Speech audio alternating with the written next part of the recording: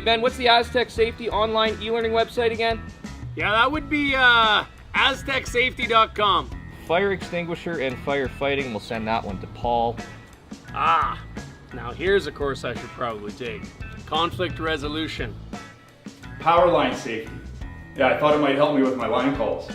Did you know this Aztec website has over 100 safety courses? Jeez. Aztec Safety online course. Ground disturbance. Could have used that a few seconds ago.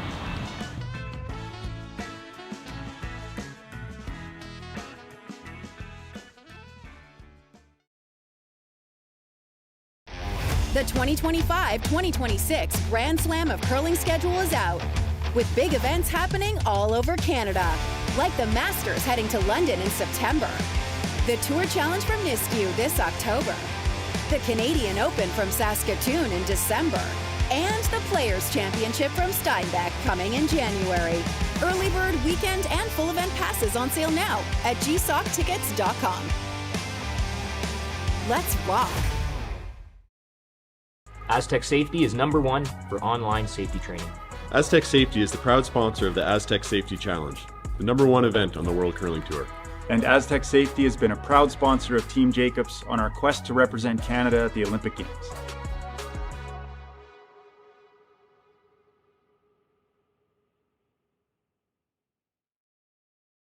Welcome to the RockShop.net, the official store for the Grand Slam of Curling.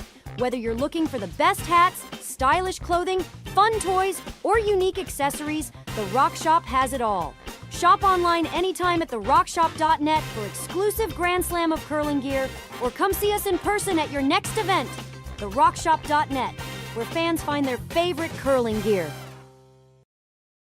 For over 20 years, the Sandra Schmirler Foundation has granted more than $9 million to hospitals across Canada for life-saving equipment for premature and critically ill babies.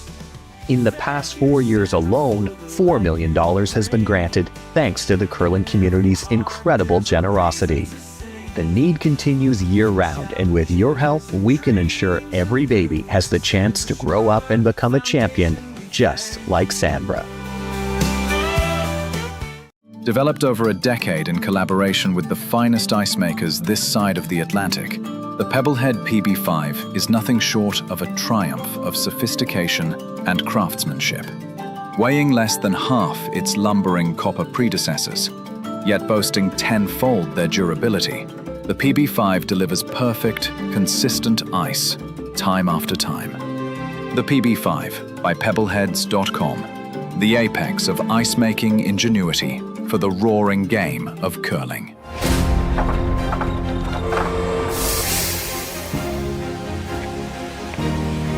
I have an idea.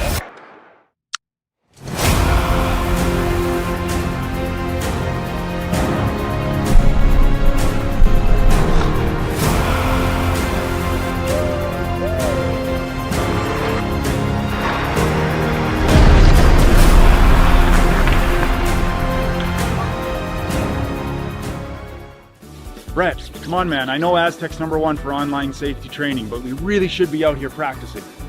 I know guys, I'll be right there. Just let me finish this course on gas detection. Wait, do you smell that?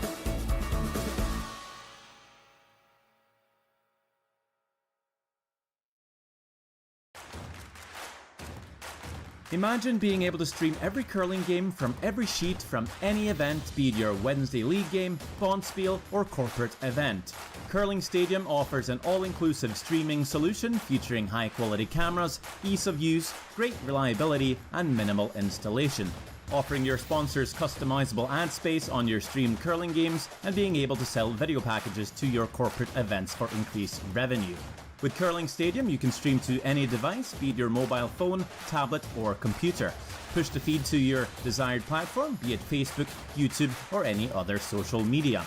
Curling Stadium is simply the way forward. Where it's commonplace in other sports to televise every game, we want to do the same. Curling is a global sport, and it's time it gets the coverage it needs. Make your curling club the next Curling Stadium.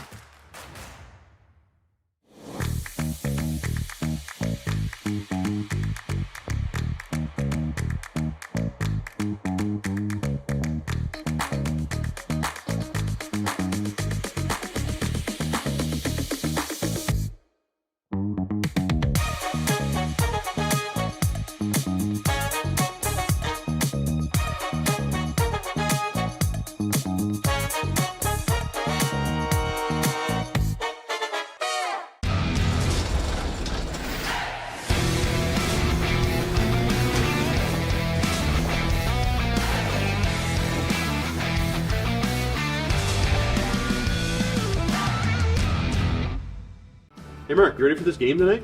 Yeah, I'm excited, man. Cupsy, what are you doing over there? Don't worry, boys. Was just on AztecSafety.com, took a fire extinguisher safety course. Paul, I'm putting out the fires from now on. Woo!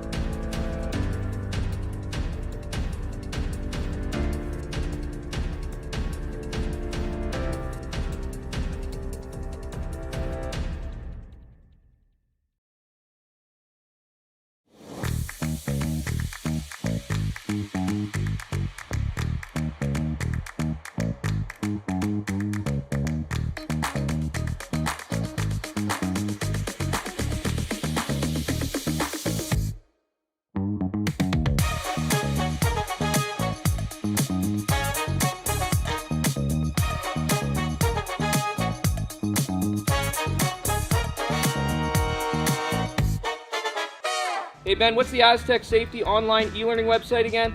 Yeah, that would be AztecSafety.com. Fire extinguisher and firefighting, we'll send that one to Paul. Now here's a course I should probably take. Conflict resolution. Power line safety.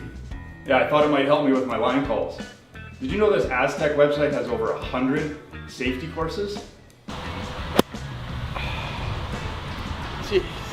Aztec Safety online course. Ground disturbance. Could have used that a few seconds ago.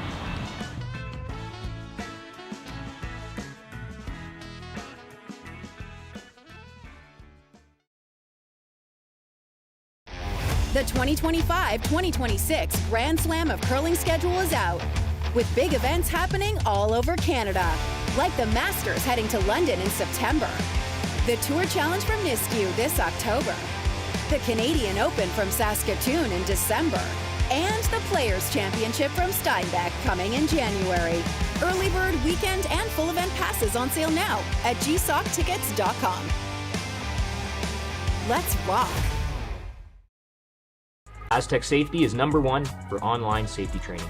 Aztec Safety is the proud sponsor of the Aztec Safety Challenge, the #1 event on the World Curling Tour. And Aztec Safety has been a proud sponsor of Team Jacobs on our quest to represent Canada at the Olympic Games.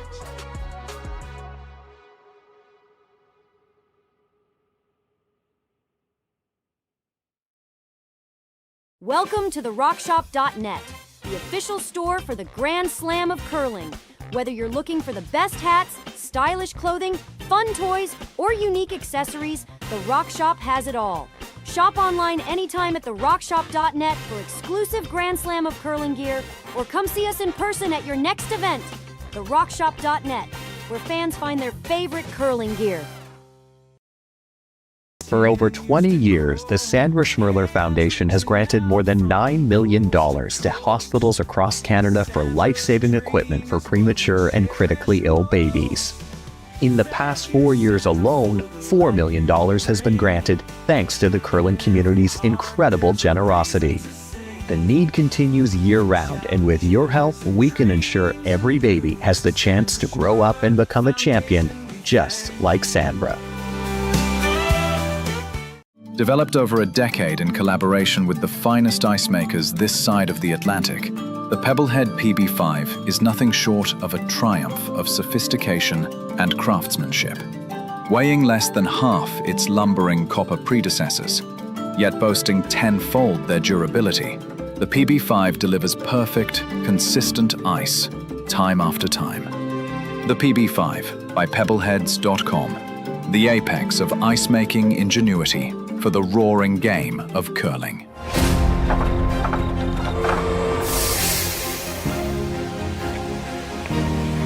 I have an idea.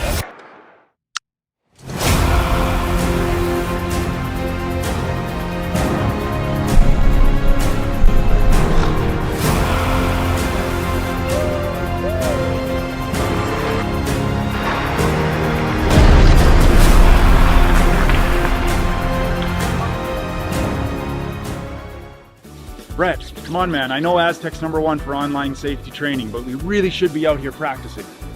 I know, guys, I'll be right there. Just let me finish this course on gas detection. Wait, do you smell that?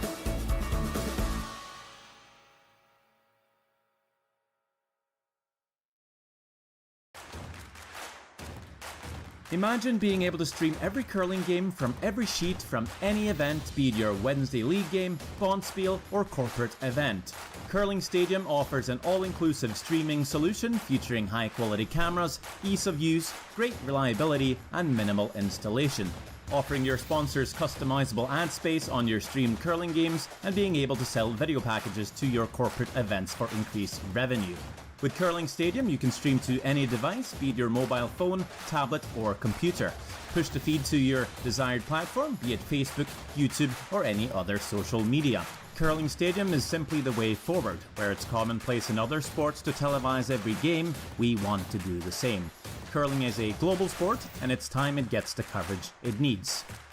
Make your curling club the next Curling Stadium.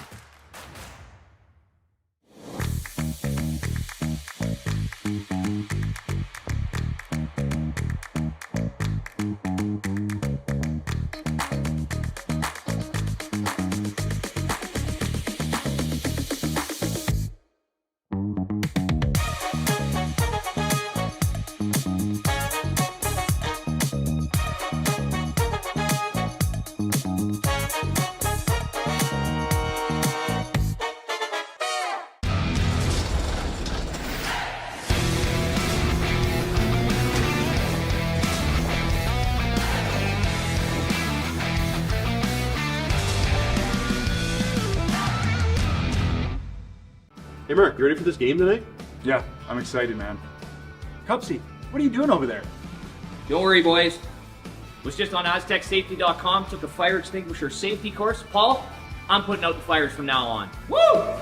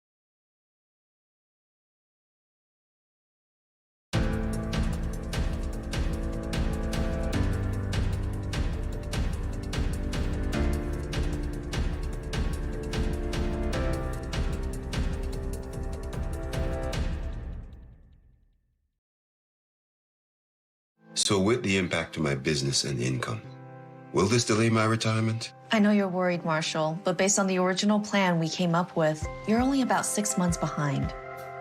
I thought it would be years, not months. You should feel good. Remember, you've got a plan. Thanks. With change comes questions. See the impact of your money decisions before you make them with RBC Wealth Plan.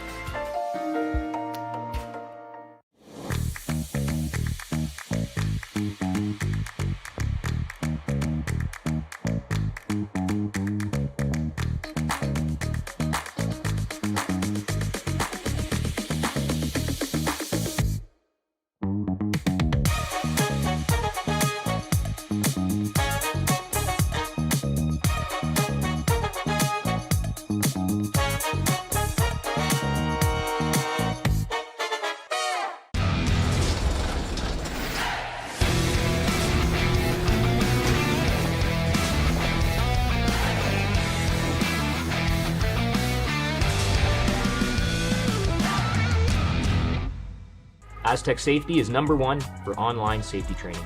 Aztec Safety is the proud sponsor of the Aztec Safety Challenge, the #1 event on the World Curling Tour. And Aztec Safety has been a proud sponsor of Team Jacobs on our quest to represent Canada at the Olympic Games.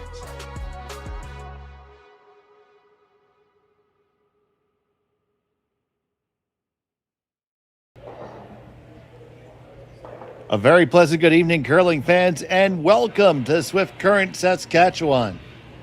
It's the RBC Dominion Securities Western Showdown. We had this matchup here between Mike McEwen from Saskatoon versus Reid Carruthers from Winnipeg.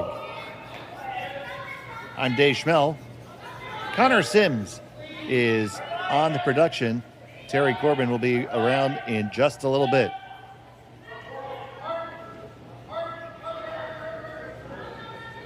So, Reid Carruthers comes into this game at 2-0. McEwen 1-1. Now, Reid already is going to advance into some sort of playoff spot. Would certainly like to be 3-0 to be guaranteed to be in that top 8. Because it's kind of like a page playoff, the format. So, the top 8 can play and go right through. 9 through 16 need to play an extra game, so kind of like a pre-qualifier before you get in. And I'm now joined by the Prince of Pebble, the Sultan of the Sheets, and the Lucifer of Lateness, Mr. Terry Corbin. Hello, Terry. Hello, David. How are you? I'm super fantastic. You're going to carry me through this game, boss. Okay, I can try. We are, after all, watching my sleeper pick for trials. So. Yep. Had a good, he had a good run for sure. Finished third. Lost in that 2-3 game, if that's what you can call it. And congratulations to both of the teams from both China and the U.S. for qualifying in the last chance qualifier. Oh, they did. Oh, I didn't. I haven't caught up on that. Good. Yeah, Team Peterson made it through. Nice. Oh, Connor is feeling saucy. We got graphics. That's right. He's Terry Corbin on Dave Schmel, and he is certainly Connor Sims. Man, I think ever since I got him to do the super crazy awesome power play graphic, well, Rory made it. Now we got him on the graphic train. Well, I guess that's a good thing. Yeah, we're going to level it up a little bit, you know. Yeah, nice. So, as I was saying, as they came in, it was 2-0 for Reid and 1-1 for Mike. Mike punches his tickets in with a win here. With a loss, he's going to require some shootout help. Oh, is he? Okay, yeah. Yeah, and I don't know what the draw scores were. Neither team had a particularly good draw this game. Is that right? I mean, they weren't terrible, but they weren't zeros. And if you're relying on that, I want to see a 0 on my scorecard someplace. Well, isn't that kind of your pay stub? Sometimes for this job, yes.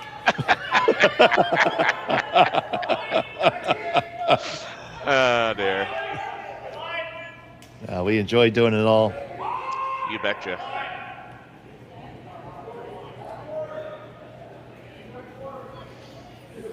So it is quite nippy in Swift Current. It's about minus 26 C.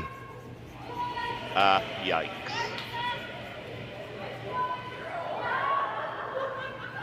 That's a little chilly. Just saying.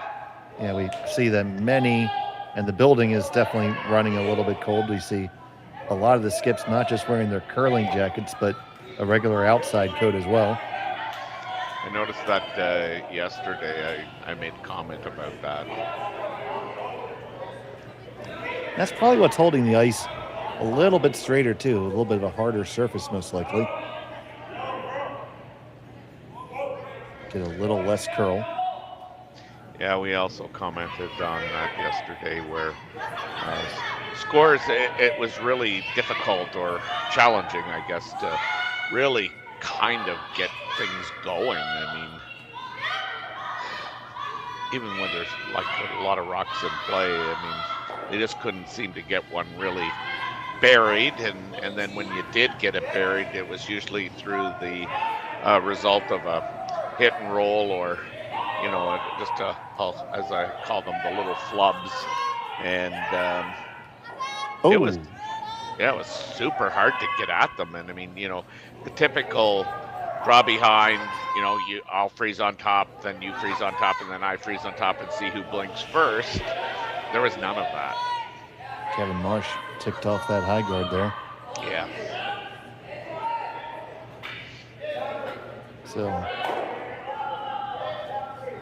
we'll get the colors flipped on the scoreboard. Up, no, there we go. We're good. The yellow and the on the McEwen flag threw me off there.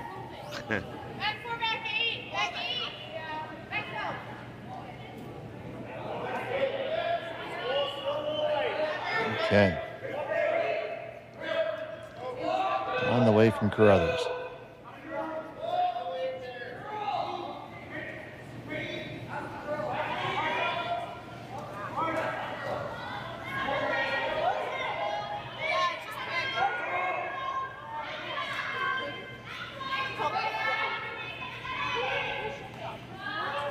So you got shots down for Reid, 3-4 as well.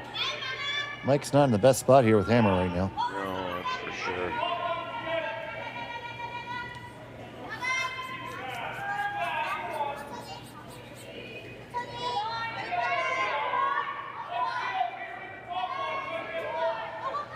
What's the best way in?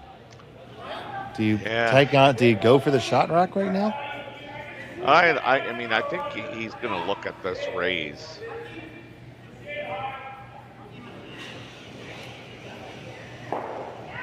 You can see very little ice. Just has to hit it probably 3/4 high.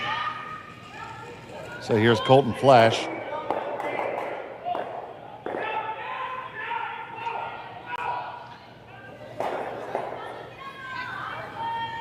As they say, better than it was. Indeed. Okay, so we have one Marsh brother with completely white gloves and one with white and green. One has white and green, so now we just have to sort them out.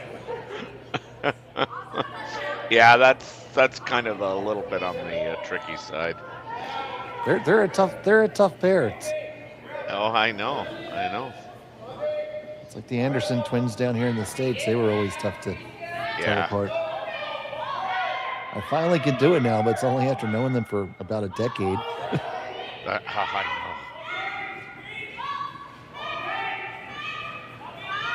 know. So BJ comes down. It's always easy to find BJ on the ice. Yeah, he'll be the one with very little hair. Oh, and good fun. I'm on Yeah, my way to that train too eventually. Well, I'm there, so.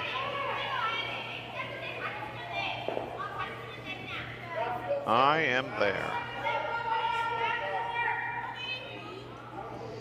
Well, my winter coat's coming in. It's just not coming into my head.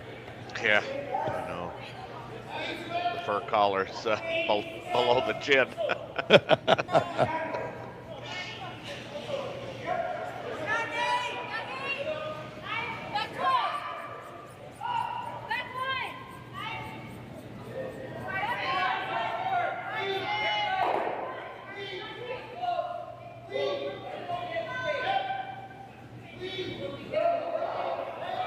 So coming out this,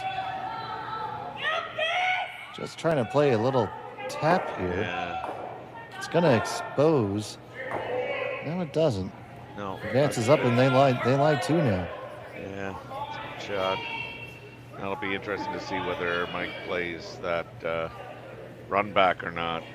Well, Mike has to make sure he can score soon. Yeah, I know. And I guess when I said run back, I meant whether he takes on that yellow run back. I wouldn't think so, but you never know with Mike.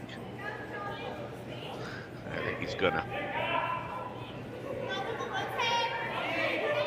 Across the face.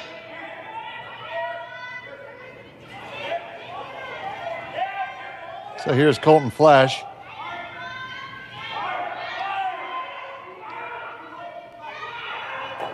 Close.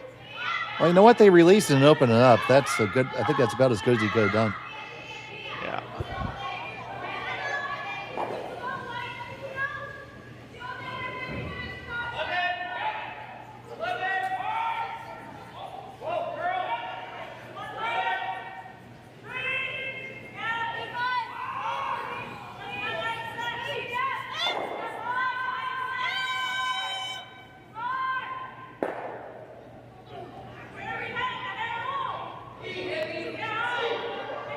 Well, I think it's Kevin Marsh that is in the house with Mike, so.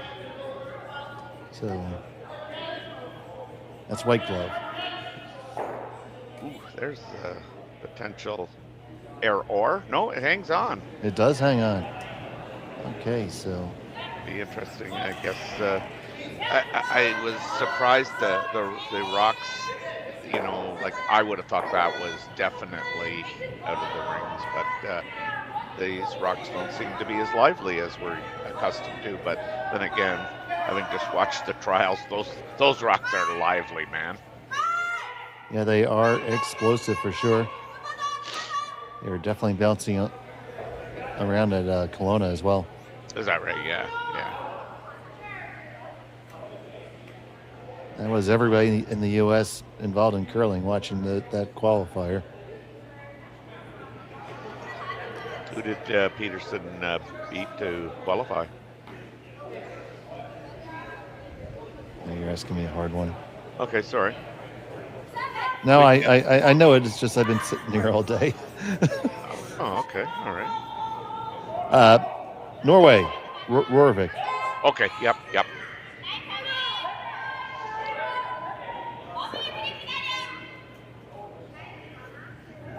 Well, Mike's going to take on this double here.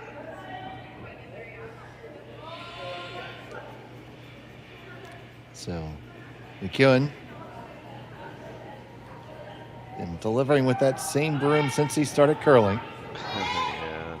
And it's 1% straw and 99% tape. Yeah, Mike did not have a good game in the game that they lost, let me tell you. But he's going to get this one. He's going to come on over. That's a good start, buddy. Oh, yeah. Let's throw a quarter in the machine for that one. Yeah. And as you kind of notice, he doesn't overthrow this at all. I mean, this is just, this is control weight, if I would think.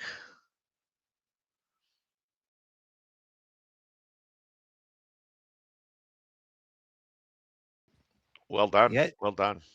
Yeah, and more importantly, well, just as importantly, Stone's back there to jam on. Yeah.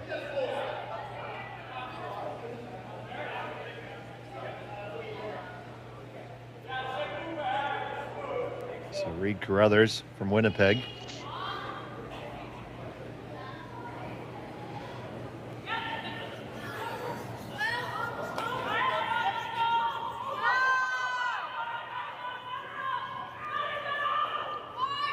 With the big bus stabilizer. I used one of them a couple times. It definitely has a nice feel to it. Yeah, I tried that one. I couldn't use it.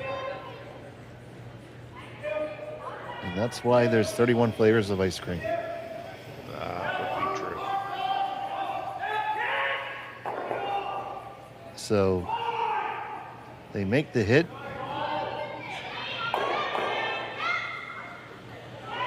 The hit and roll to the center for McEwen. I think McEwen's going to try and hit and roll out and blank this end, buddy. Just going to throw that out there. Doesn't Reid have hammer? Oh, I thought you said McEwen had hammer. No. Oh, okay. There you go. Then I won't throw that out there. I'll just throw it right back at you. Yeah, I know you will. I thought I heard you say McEwen had hammer. And that's why he was kind of needing a shot there and cleaning it up. But this is a good shot by Mike here again. Can they scooch it under cover? Nope. No scoochy. Now, yeah, well, you know that, hey, guess what? I think Reid might try to blank this end. You think? Oh dear. We were chatting there yesterday about with the new 4-year cycle starting. It'll be interesting to see who starts with who. And of course, one of us was talking about Reid and Cooey, and would Cooey kind of be in for another 4 years? And Reid's got to find himself, I shouldn't say a good team, but, I think this has been kind of a makeshift thing for a long time, the last 2 years. Well, Reid handles that blank, and he'll have the hammer into when we come back. You're watching Curling Stadium. Brett, come on, man. I know Aztec's #1 for online safety training, but we really should be out here practicing. I know, guys. I'll be right there. Just let me finish this course on gas detection. Wait. Do you smell that?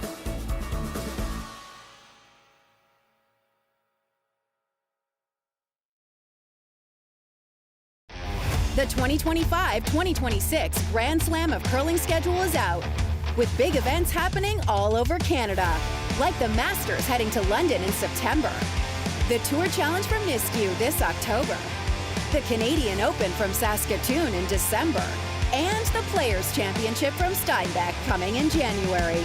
Early bird weekend and full event passes on sale now at gsoctickets.com. Let's rock.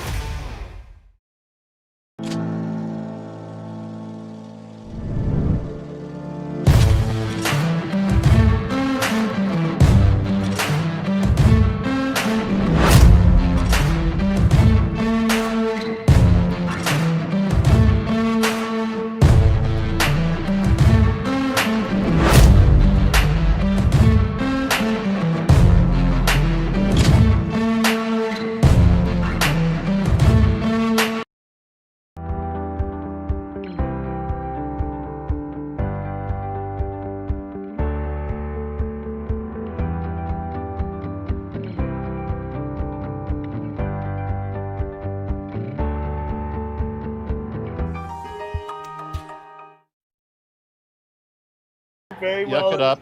And welcome back to Swift Current. It's the RBC Dominion Securities Western Showdown. It was a blank end, and it is indeed Reid Carruthers throwing the Yellowstones, retaining the hammer. Thank you so much for joining us on Curling Stadium. I'm Dave Schmel. I'm joined by Terry Corbin. And Connor Sims is doing a flawless, immaculate job on the production. From this point forward, right? From this point. Oh, man. I want to say you folks should listen to us while we're all there, but sometimes we get hot mic'd and you hear us anyway.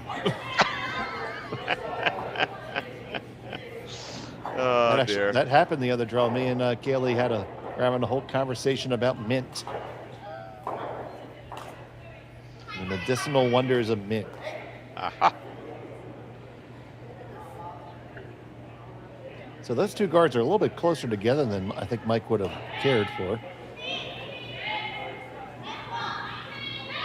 Now, Reid's going to draw under cover here.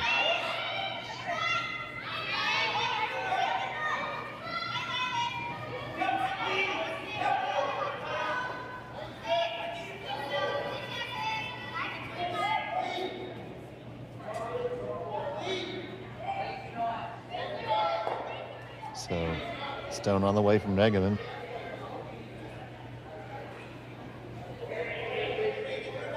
The line's good. It's going to come deep, and that's not really a problem. Good shot. Yes. Very good.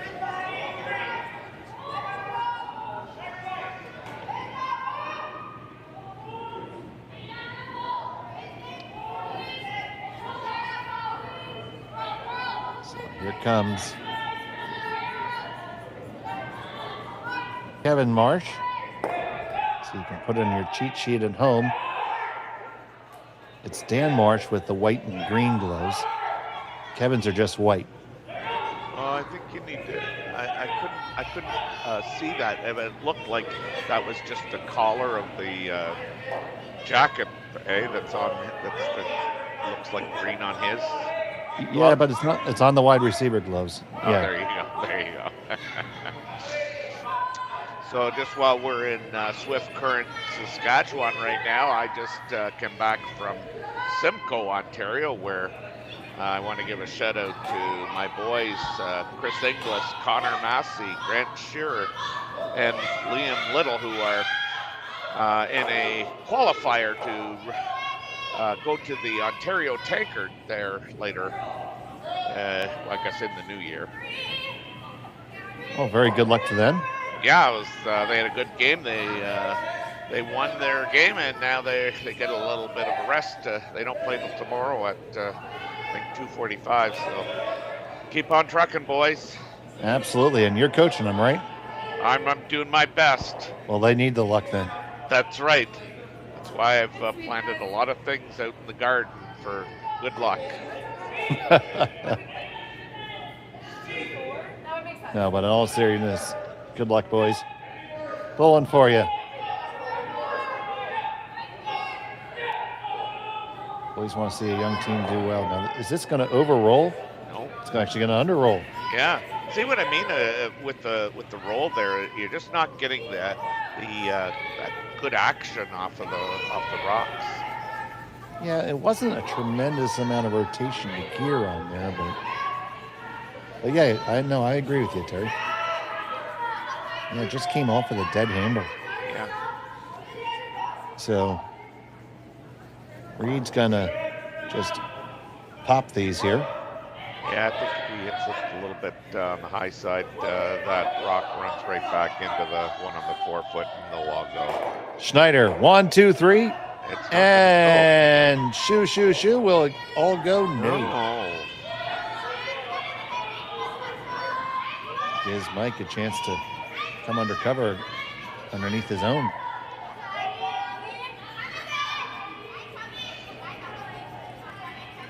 Yeah, just hit that a little bit too thick.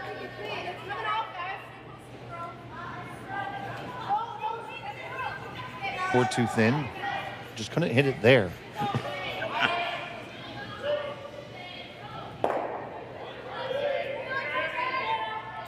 I'm sure there's somebody saying, well, just throw harder, but, well, Mike showed you last time, you don't have to throw harder. No, exactly. You just have to hit it right. Correct.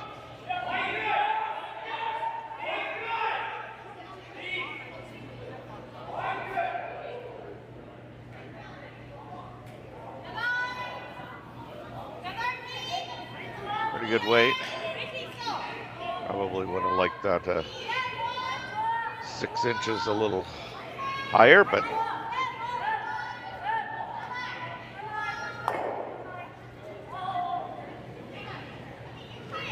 one thing about Reid, I mean, he's such a good strategist. I don't want to call either of these guys old, but they've seen a lot of curling. Yes. Because I'm older than them, and you certainly are. I think Mike and I are the same age. Are you?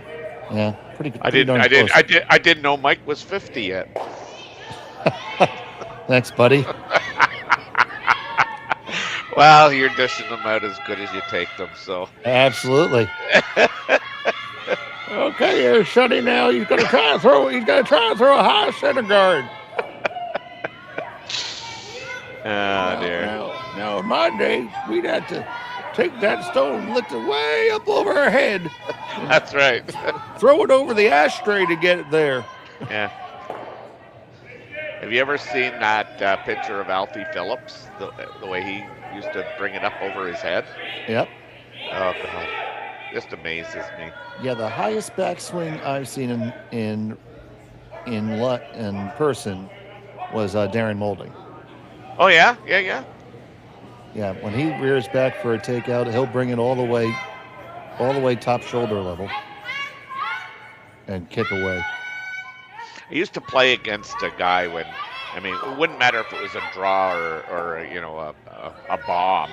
He would stand straight upright, like, so he would lift it straight up, and then somehow, you know, kind of get it out there in the back and like swing it, and then he would like just drop down. It was the weirdest delivery I've seen, but well, you're getting your momentum behind it. You're using gravity as your friend to accelerate. I just can't see how that hinges properly, but obviously there's a way to do it.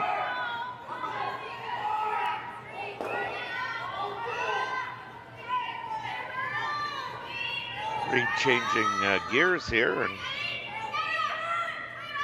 great shot by BJ. Oh, absolutely. Now, Mike's thinking about the guard.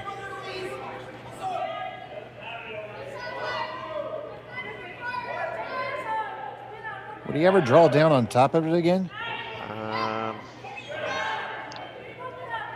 I guess not, only because, I mean, I think unless you got it like really buried, well, I guess no, I was going to say that yellow squirts off and would come back onto that red one on the outside, but I don't think there's enough,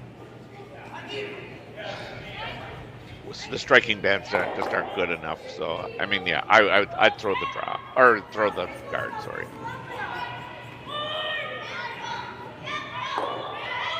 Okay, now he's got no gloves on. We're in trouble. But that is Kevin, and that's Daniel. Daniel, you see those white gloves with the green trim.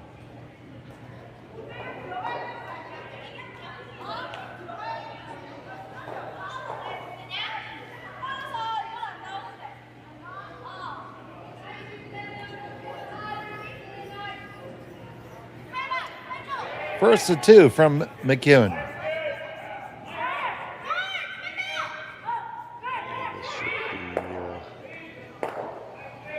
Pretty standard here.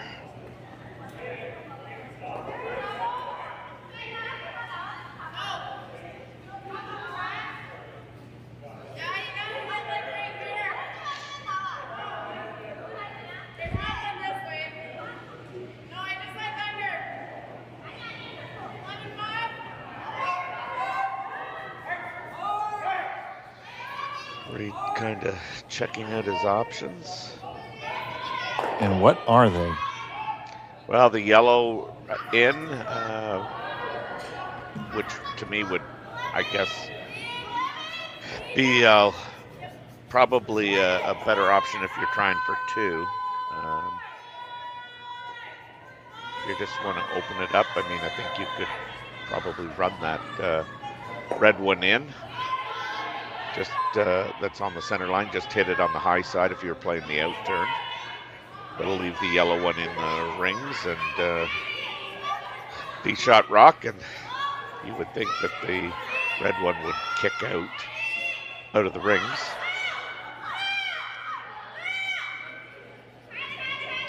Schneider's definitely having his input on which one looks easier.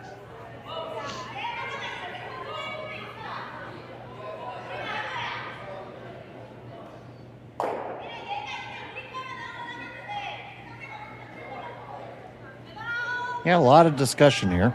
Yeah, really.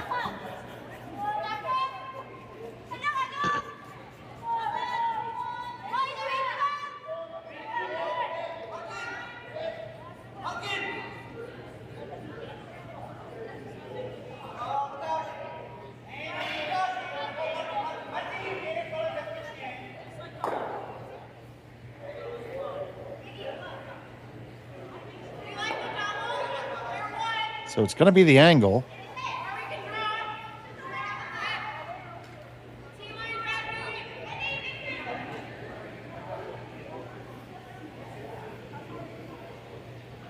I don't know if I'm necessarily in love with it, but I don't know what else I'd throw.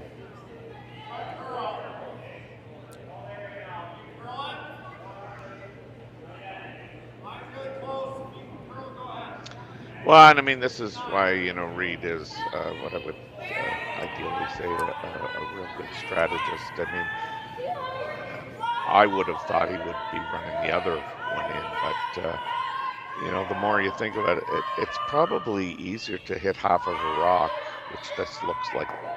It's just That is going to be far too thick. Yeah. It's one thing we've seen, the down weight, the finish is there. Can get underneath, but yeah. So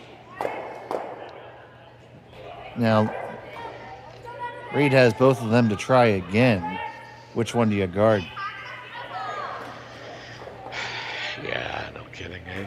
I mean, I had looked for a second if Daniel will move out of the way at shooting that port right down Broadway, nice and easy, and picking out McEwen's stone.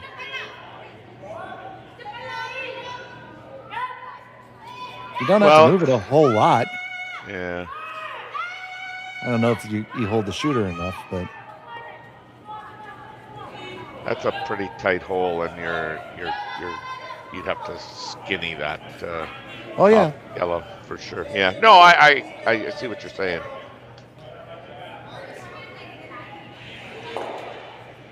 See, I would have liked to try that with Reid's first one, because if you wrecked, you're going to have too many things for Mike to be able to guard with one rock.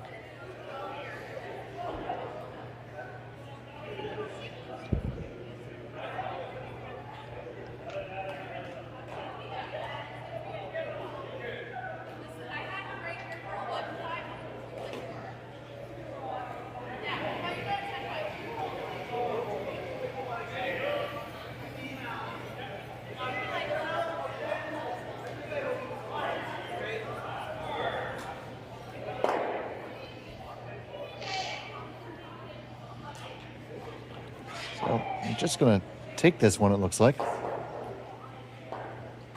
Now, ideally, you roll underneath of the other one, and that's how you take away both the raises. And you're probably forcing Carruthers to either run the wrong color back to score one or try my not-so shot.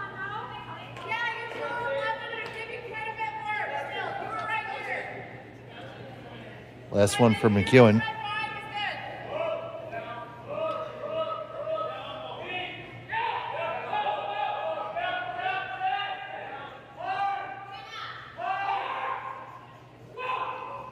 Hard in the brush is Schneider. They're going to tap it and roll to the perfect spot indeed. Mike McEwen. Yeah, hell of a shot here. Again, love the weight decision here.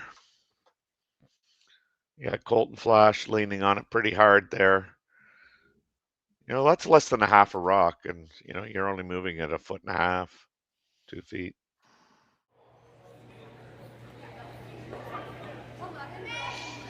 Now, as you mentioned, I mean, Reid's got nothing but to run in an opposing rock. I don't think there's a very high risk of giving up 2 here.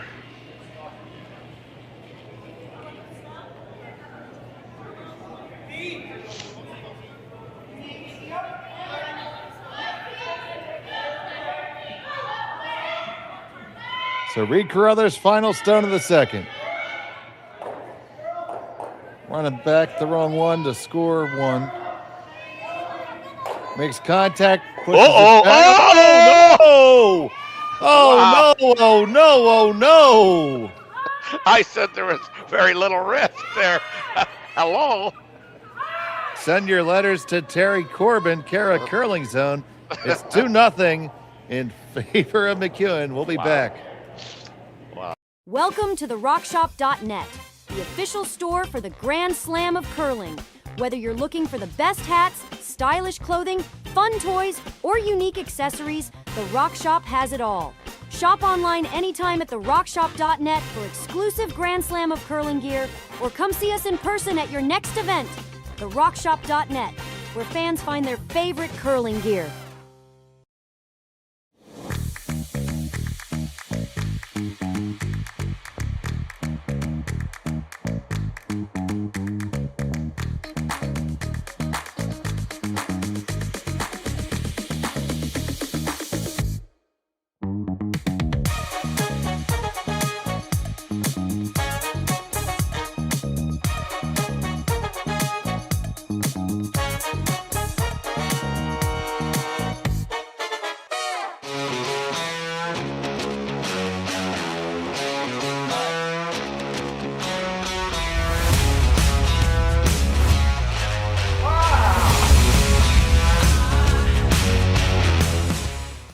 Developed over a decade in collaboration with the finest ice makers this side of the Atlantic, the Pebblehead PB5 is nothing short of a triumph of sophistication and craftsmanship.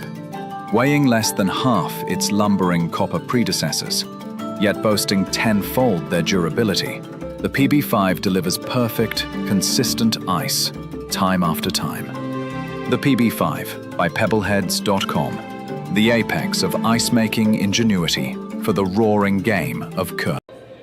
Yeah. And welcome back to Curling Stadium, the Swift Current Curling Club. Dave Schmel and Terry the Oracle Corbin. Terry, take us through this last one.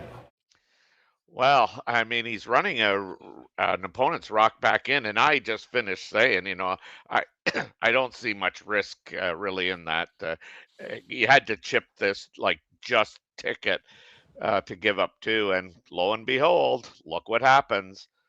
Ticks it, boom, 2, steal, chalk it up. So now you just got to put that away if you read and come right back. Yeah, that's just nasty luck, man. Yeah, it'd be very difficult to try to do that. That's what I mean. Yeah, I mean that was the risk, obviously, but I mean it wasn't very high. I mean, you hit that any fuller, and I mean, you potentially even get 1.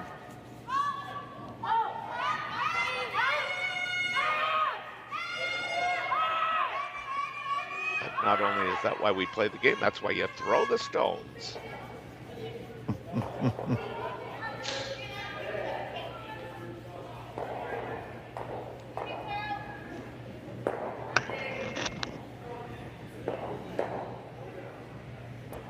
And they got the 2 corners up.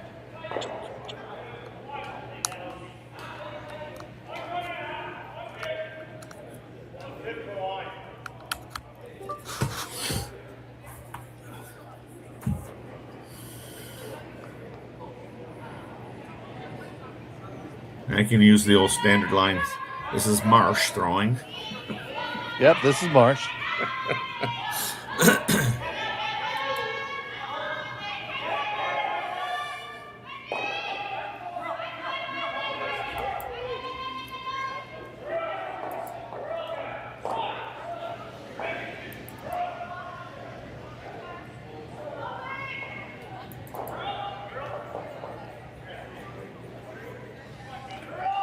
So they got them stacked up 1, 2, 3 there, does McEwen. Oh, Christmas tree, oh, Christmas tree.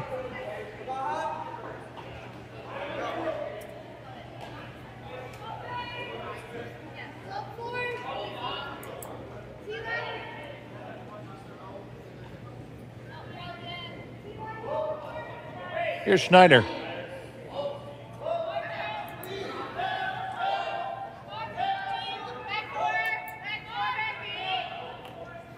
He's past the top one.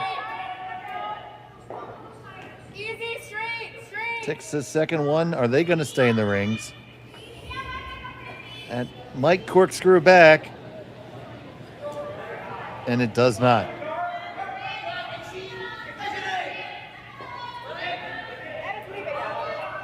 So the guard's going to come back up. McEwen says he wants a 2 guard.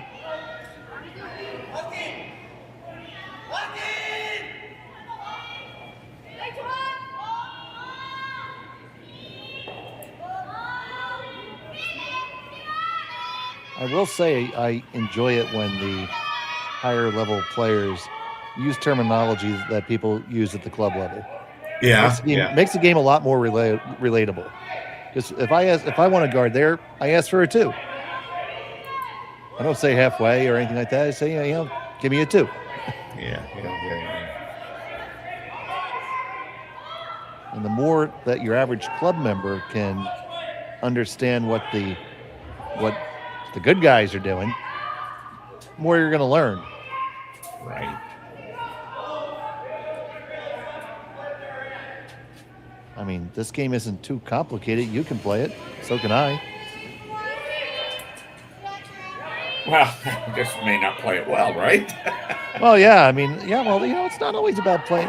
You want to play as well as you can, but we both know this game is about so much more than the results in the ice. Oh yeah, for sure. But that is a fine result in the ice right there. Let's take another look. Yeah.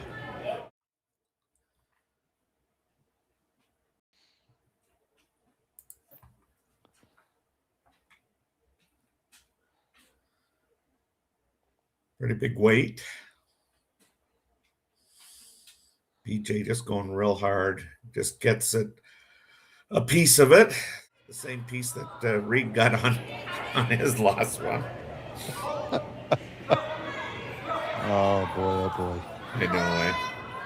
All right, so here's Colton Flash.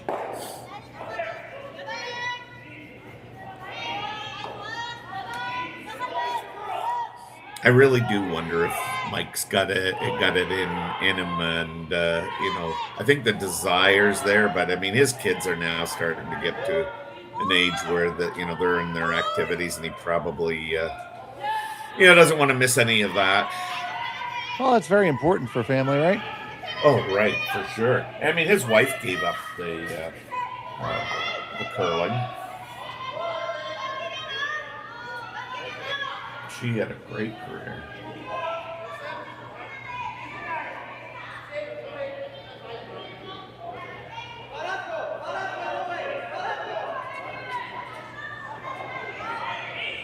So Neufeld, lowest man in curling.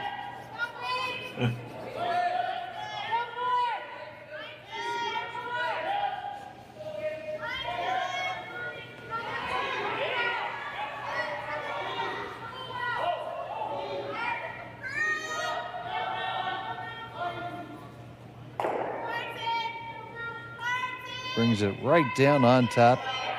Good throw and well managed by the Brushers. Yeah, very good. So Mike's just going to play follow the leader here. We'll do this for a little bit. Once again, not really the best situation for Reid here. No, it isn't.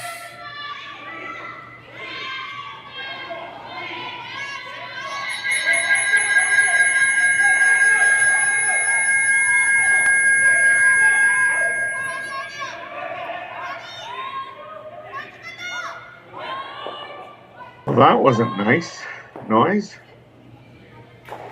Yeah, you heard that too?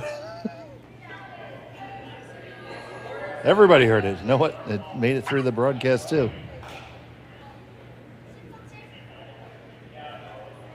Well, if that was some broadcast from aliens saying that they're going to come and snatch our souls, I'd like to know I've appreciated all of you watching, and I love each and every one of you. Are you sure? Even you, Terry. Even you. Teresa, I think that was the internet revolting.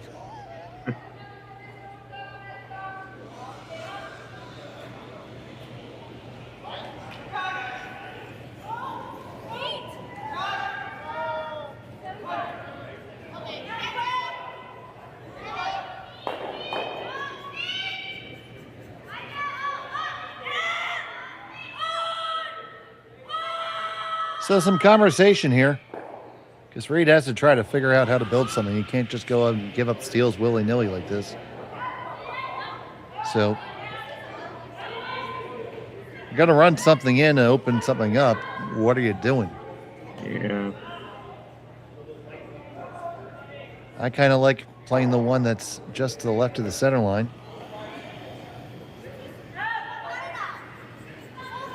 Maybe across the top of the red, drive it.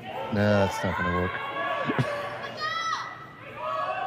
It could, yeah. Across the top of the red and into the pile, but there's just a lot of distance and angles there. This is more makeable, for sure. Still has to be made. Yeah.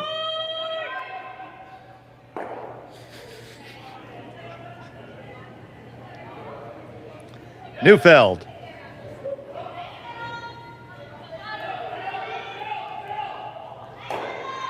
Runs it into the red.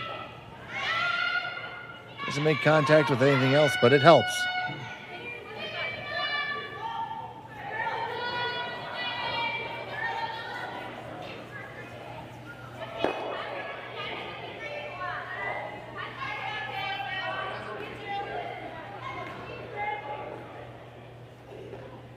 Terry, don't you think you just come down again? You know, I mean, it looks like that's the shot.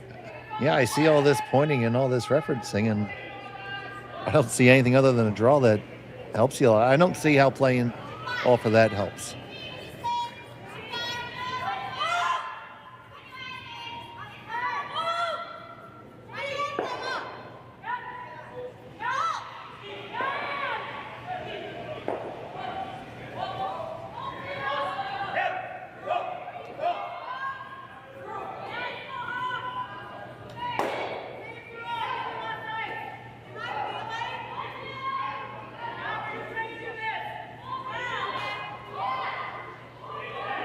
Maybe they're worried that if they come up one more stone, then it makes it easier for Reid to make a play.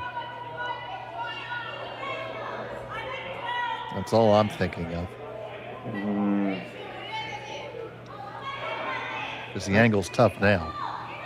But, I mean, doesn't Reid... Well, I guess that doesn't get... I was going to say, Reid's got that in off, but...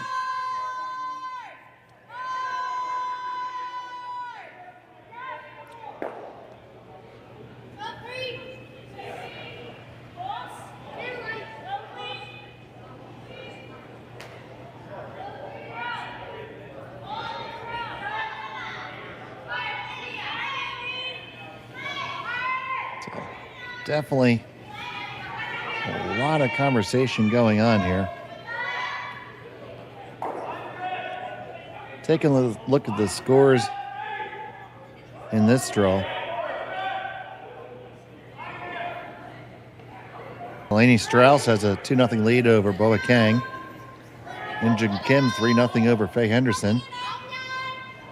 And Rana with a 2-1 lead over Ha.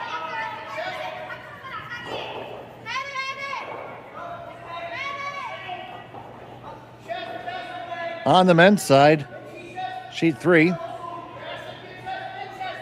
we have Moser and Klima. See that game tied up. Next door on sheet 4, we got DeYoung with a 3-0 lead over lot, although something just happened in the second end. And that brings us back to our feature, where they're still talking. Well, it's funny because yesterday I was saying, just because we had the Cooey game and it was moving along really good, and for like 6 ends, and then it grinded to and I said, okay, Kevin, take your time. There's no time clock. Well, there's our first mound visit. Yeah. That's 5 remaining for Team McEwen. Oh my God, yeah. I was joking about this with Jim, but wouldn't it be neat if that could be a thing, like limit the number of trips you could bring people? Yeah. Even if you don't have a time clock game, maybe you could enforce that somehow. I don't know. Or at least have to put $1 in the swear jar.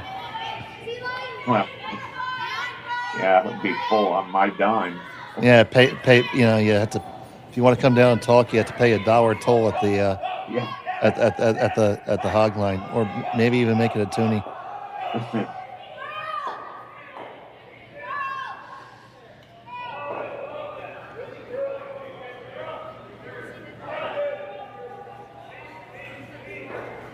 So coming on down, and all that to throw a guard. I wonder whose idea that was. Well, I mean, that long guard is so long. I almost feel like, you know, Reid can almost come at it directly and move it enough.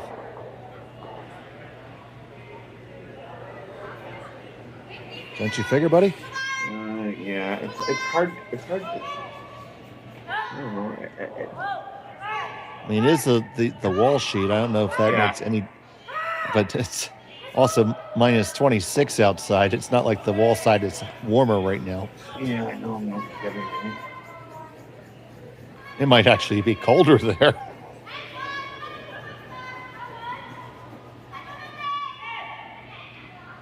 But they're going to run it back down Broadway.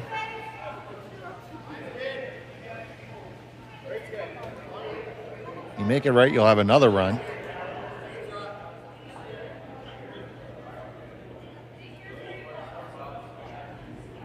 So Terry's going to be very quiet before this shot. That's right. Not going to say anything, Reid. And Reid Carruthers is going to settle in. His first of 2 here in the third.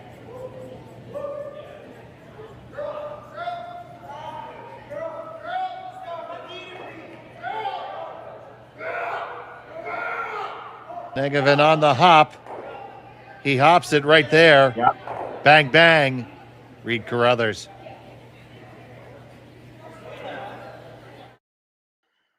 Pretty routine, right? Pretty routine. I don't see how he could screw that up. That's right. 15-foot raise. Reid needs that after that debacle on the last end. Yeah, I mean, it has to make you feel better. Yeah. For sure.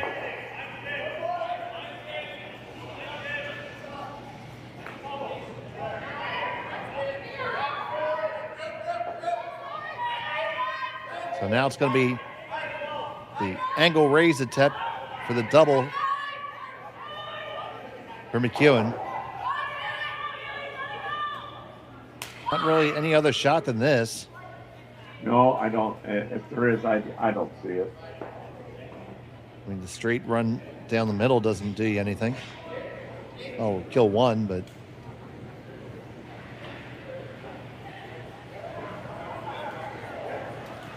still going to leave an opportunity for 2. So Kevin Marsh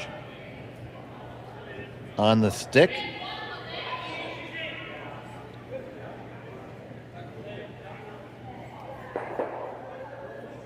And McEwen in the hack.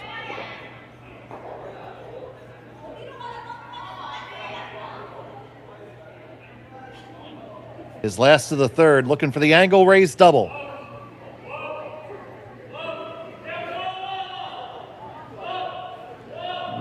Just watching it. A couple of scrubs now. Make contact. Do you kill them both? No, you stuff it and only get one.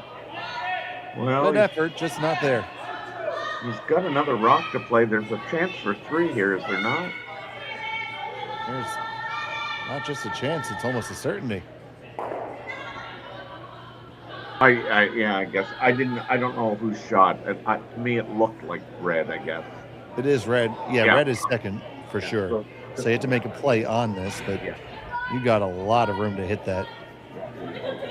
Anywhere on the inside, and you have all of Manitoba to roll to.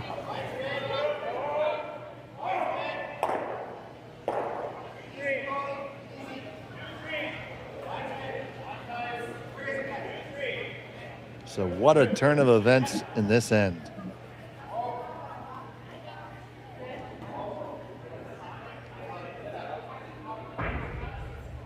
Reid Carruthers.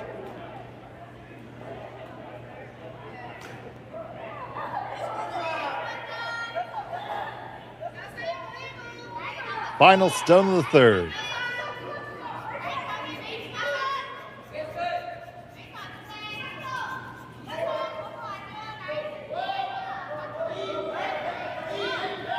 Back and forth, straight and curl means it's pretty darn good. That's because it is. That is 1, 2, and 3 for Carruthers.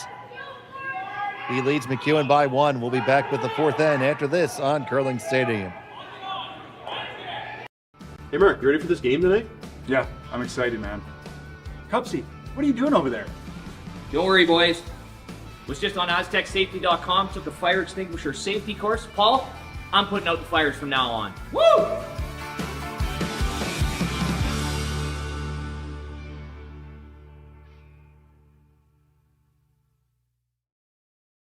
Welcome to the RockShop.net, the official store for the Grand Slam of curling.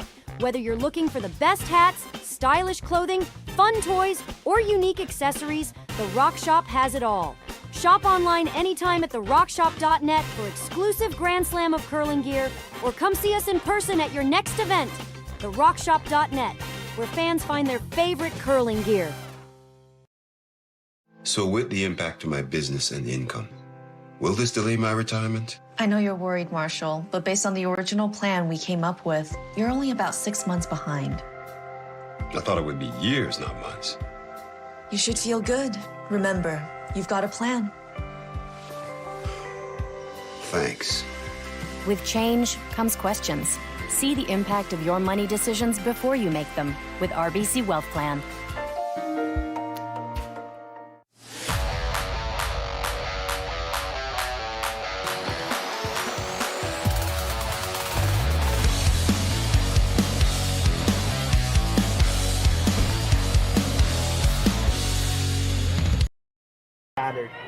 And welcome back to Swift Current. It's the RBC Dominion Securities Western Showdown here on Curling Stadium, your source for curling all year long.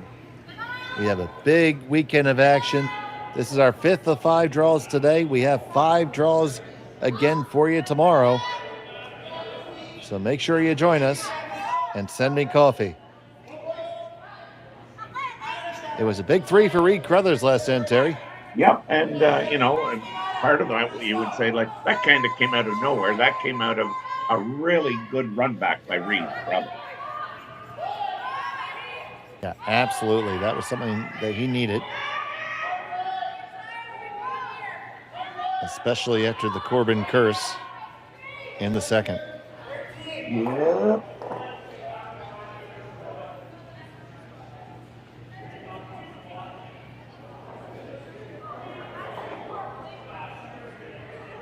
And good start for Team Carruthers there. McEwen with 2 very nice cards. Good one out of Daniel Marsh, too. So let's see if we can't get the classic set up here.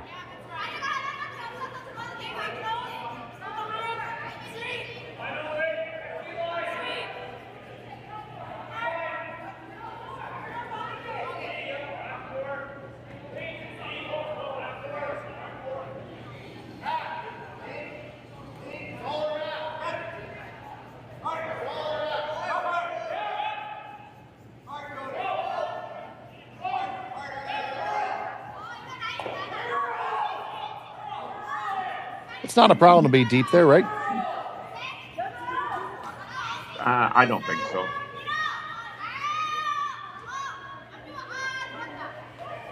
I mean, I guess it is in the context of, Reid can come down and sit on it, but I mean, there's also plenty of room there to also come on top of Reid or make yours a little bit better, say on the feed line, because I think Reid's called this right back on. Yeah, he motioned right on the tee line. Oh, did he? Okay. Look, I thought maybe it was where he pointed right down to it as a freeze, but that makes no sense. Well, this has a way to go to be in a good spot. It's not too bad. Yeah, no, because you're never getting to the nose of that, so. Or I don't think you are. I better not say these things. No. I promise I'm only going to razz you maybe 4 more times this game. Perfect. About that. Okay, good. We'll come up with something else. Well, there's lots of information out there for you, buddy. Let us open our hymnals to... Yeah, my foot was in my mouth on a regular basis.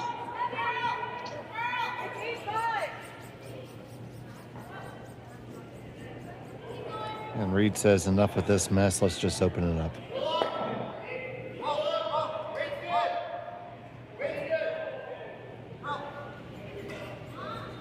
Kevin Marsh. Just gonna get the single peel here.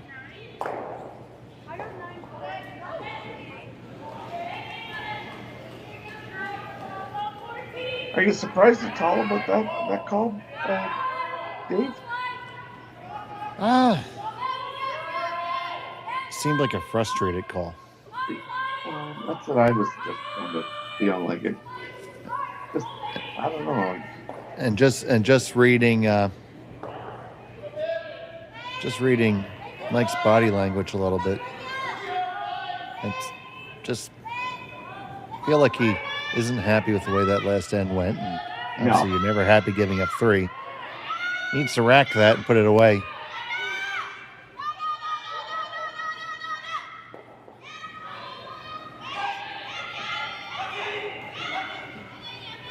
Those stones were sure a threat, but both draw paths were available.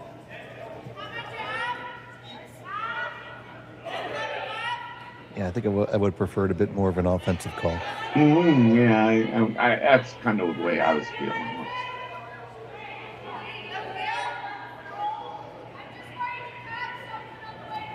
But then again, at the same time, sometimes you see you want to, well, for lack of a better word, decompress now. See, you rolled, you got double corners, but nowhere to get there. Yeah.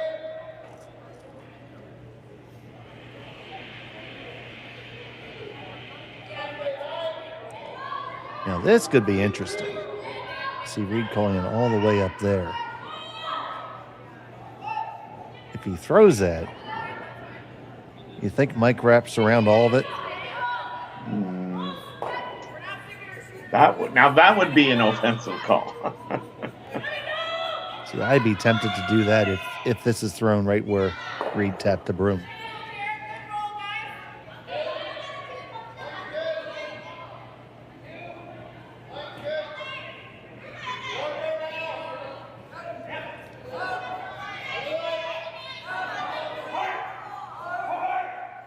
And Reid's going to get what he called. So you go through my line of thinking here. I think it's a free shot just because that entire right side of the sheet is open. You're probably never giving up a steal. So why not? If you end up getting forced, do you tie the game, even end hammer, and you're still in a favorable situation? Yeah, I think Mike's all in on this run back. That's certainly there as well, and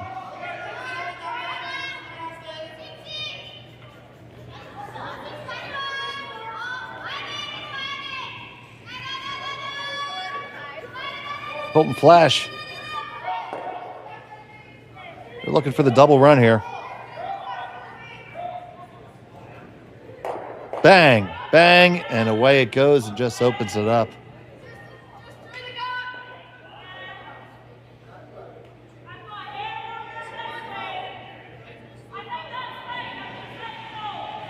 Still doesn't look steelish as of yet.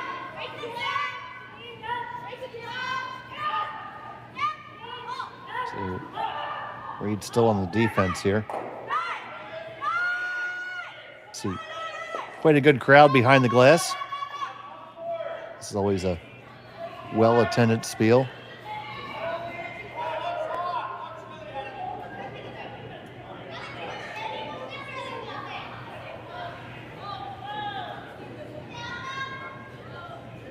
So BJ.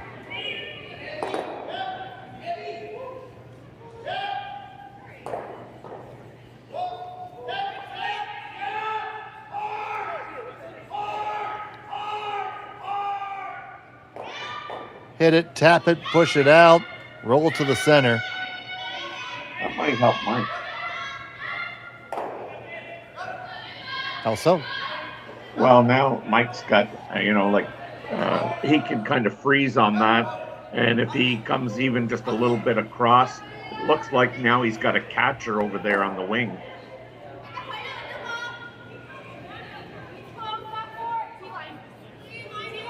So Flash wasting no time.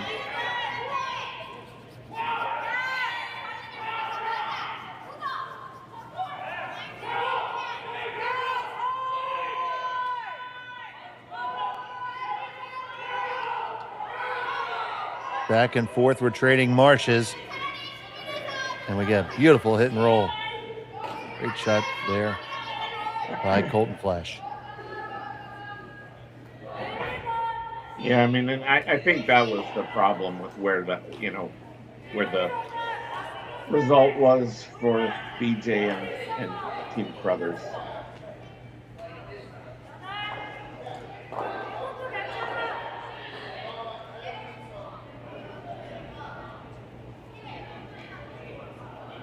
Can he get around that with enough? Reid thinks he can.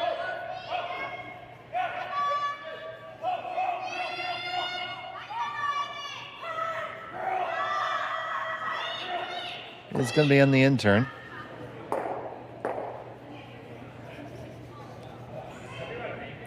Some people say you get a little more curl in the intern for some people. I've heard an equal number of people say that some people get more curl in their outturn. So, well, I mean, I get more curl on my outturn because I don't throw enough handle compared to my intern.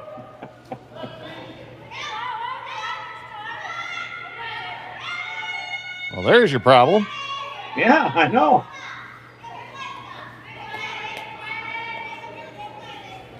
First and 2 for Reid Carruthers.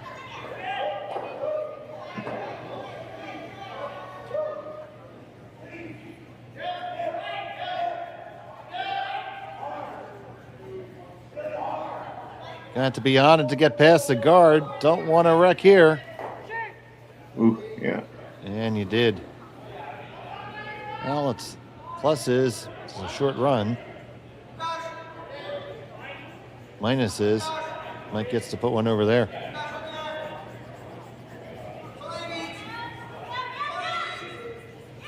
Where is the perfect place to put it? Well, you would think he needs to play the out turn on this. I don't think you ever want to leave any of it open. Right where they're touching now. I think, of concern for Mike is if he doesn't get it, where it's, it's good second shot, which means really has to get that, right to the tee line. I think he's worried that Reid can throw a hit on his own rock that is in the top of the 8 foot. And if he ever gets it nosed onto the red, I mean, he would be definitely shot and covered. Well, maybe not totally covered, I guess, because you would have to hit that a little bit on the high side if it was an intern. So I think this is the right shot. It looked like Mike was even contemplating playing like hit and roll off of the yellow, but I mean, I don't think he ever. Well, I think Colton Flash might have lied down in front of the hack and said, "You're not throwing this," but.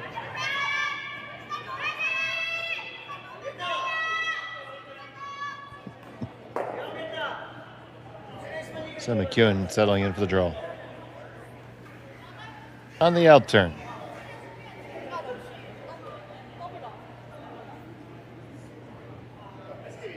He definitely is sitting 1-2.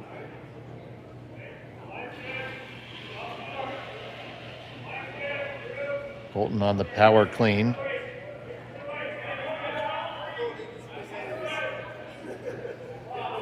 Flash and Daniel Marsh bringing it down. Easy now. Pretty good, because I don't think you're getting the inside roll on that one. Yeah, it's pretty good. I think he could get an inside roll, but an eternal optimist.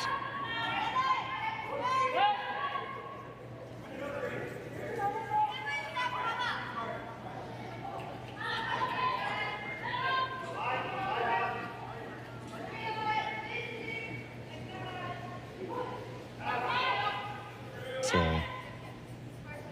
we're just going to try to stuff this right straight back, basically, and sit one undercovered.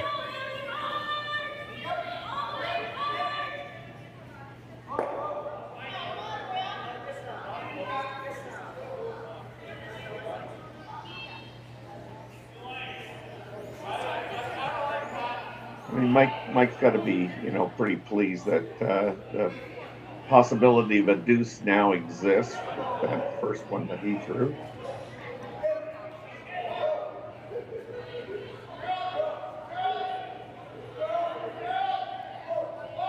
So McEwen trying to make a curl. This is going to hit and roll to not be shot. Yeah. So it's going to be a draw for 2 for Mike McEwen. This needs full 8. Yeah, and having just thrown this, I mean, you'd like to think that it's automatic, but nothing's automatic in this game. Nothing is automatic in this game.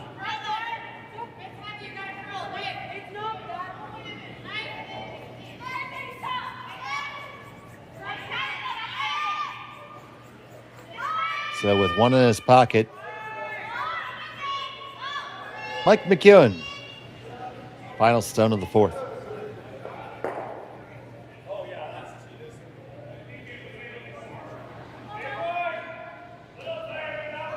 Just a heavy clean thus far. Plenty of line. It's all about the weight now. Yeah, I think they've got to go a little bit. Gotta go. Gotta be full 8. There, yeah. And that's just fine. Put 2 on the board for Mike. He has a 4-3 lead. Reid Carruthers has a hammer in 5 when we return.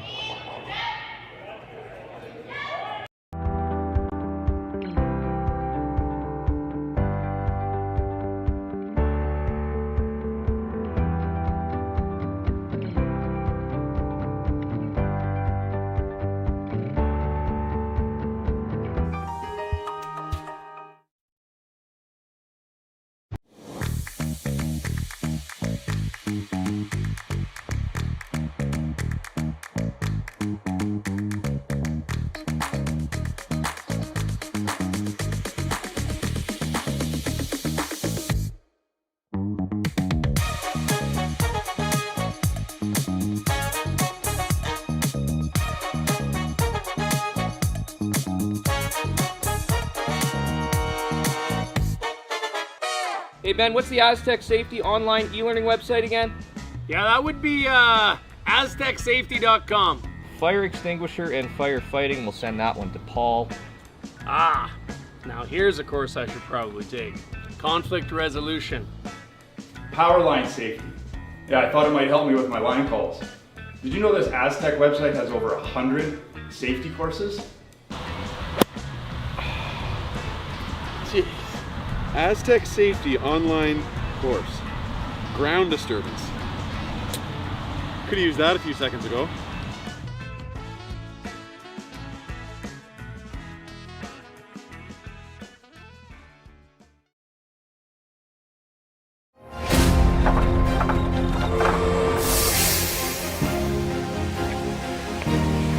I have an idea.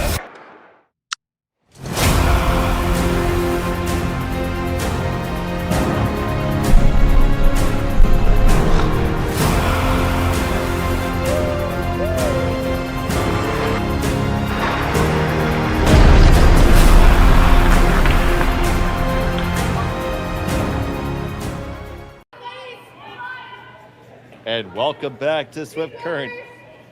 It's the RBC Dominion Securities Western Showdown here on Curling Stadium. I'm Dave Schmel. I'm joined by Terry Corbin.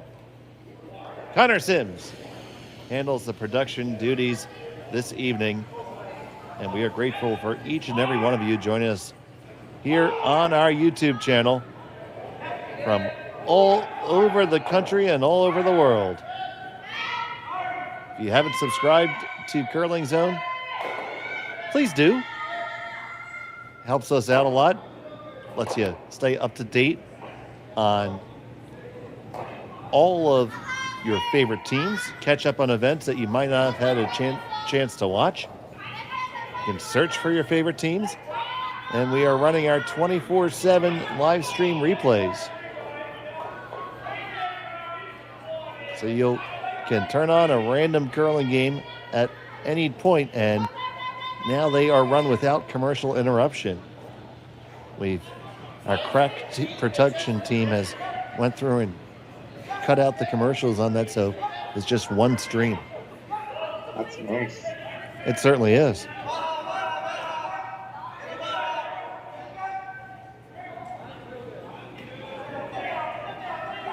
I hear that we're going to get sliced bread next. Then maybe Sean's telestrator. Well, that would be nuts.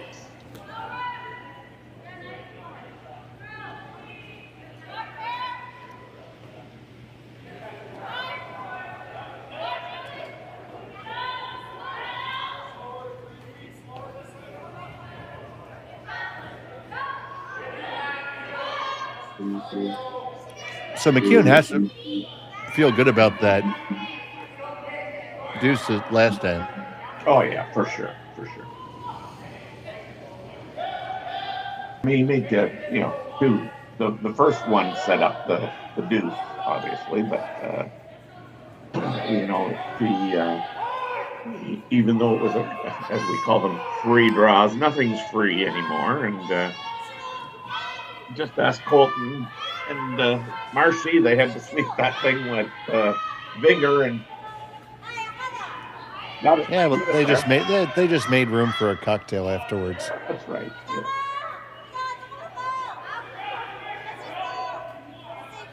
The best things about being a front end player at a long spiel, pretty much get a pass to eat whatever you want. Oh, not whatever, but you know what I mean. Yeah. You're working it off. You need the fuel. Yeah. 3 games in a day, 8 end game, front end. You're clocking a little more than 6 miles. Not to mention the sweeping.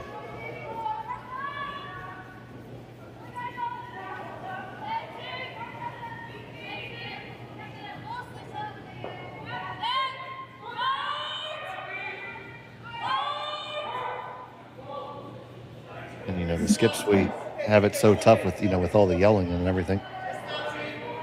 Yippers. I can do that. This one, just sails by everything. I was just going to ask you, what was the call? I mean, I was looking at that thing coming in and going, wow, this has got some heat on it. I think it was just supposed to rattle it a little bit. Oh, okay. The only one rattled is Mike McEwen. Indeed.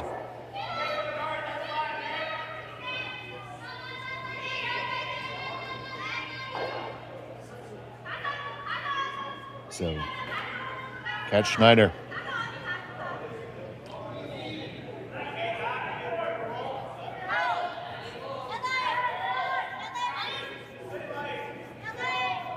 McEwen's gonna try to hop it over.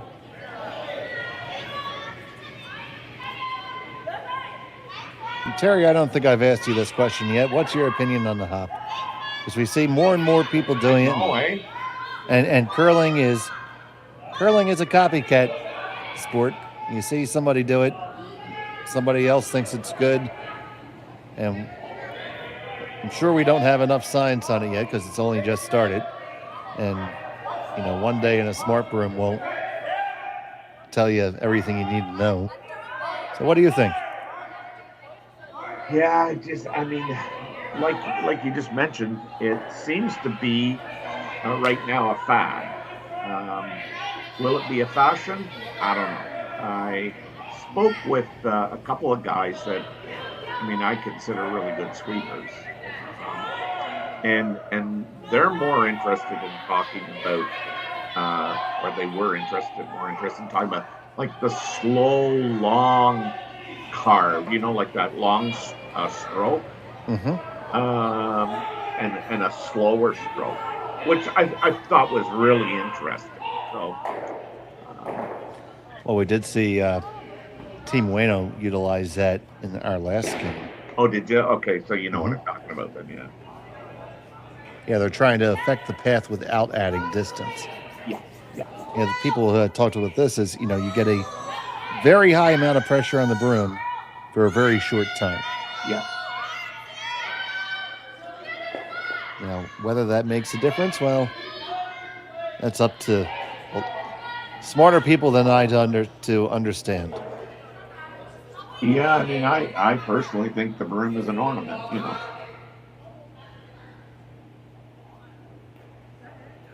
I'm the last person to talk about sleeping in terms of, pressure and. Not the most effective brusher there, Terry.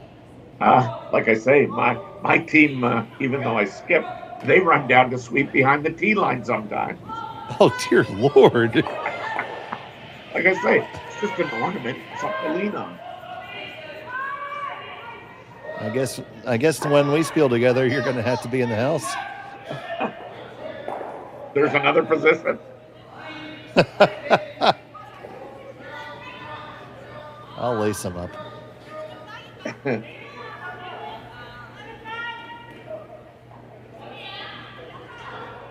Whoever can knows this they could come be close. May not hit the shot rock, but.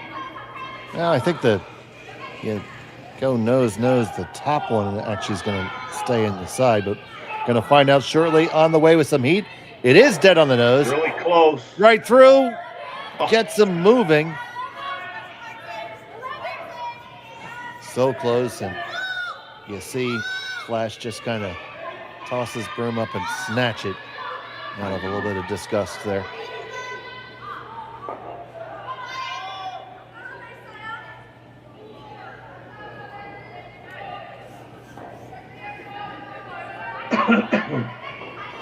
So now Neufeld, seeing offense from both teams now. Reid Carruthers trying to set up another big end.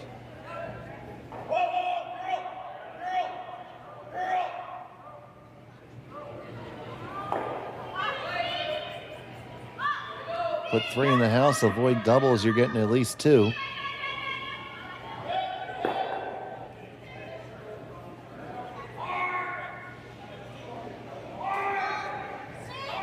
Get this one to come on in. As long as you keep it moving, don't be light. Oh, it's light. Light. Yeah. Is that, I'm just wondering. Mike was looking at that angle. It's the first thing he looked at. Just got a picture from club manager at Martinsville. Ice flooded in advance of the Tier 2 slam coming up.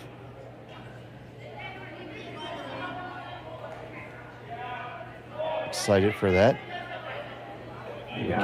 We'll be carrying a lot of those games here on Curling Stadium. Finals will be on the Rock Channel.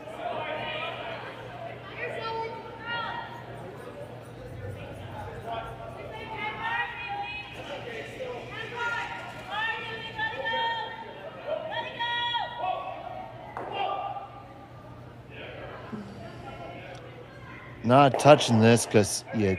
Ooh. Well, you know what? That doesn't hurt you because you grouped those stones now. Yeah. Grouping them probably takes 3 out of the picture.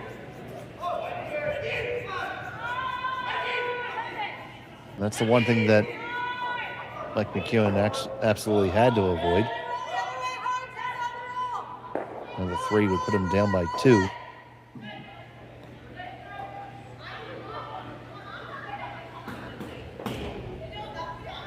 So now a little pop and flop for Neufeld.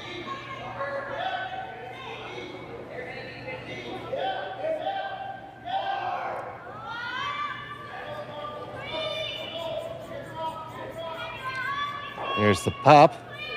There's half a flop. Where's the weasel? Somewhere around the mulberry bush. Okay.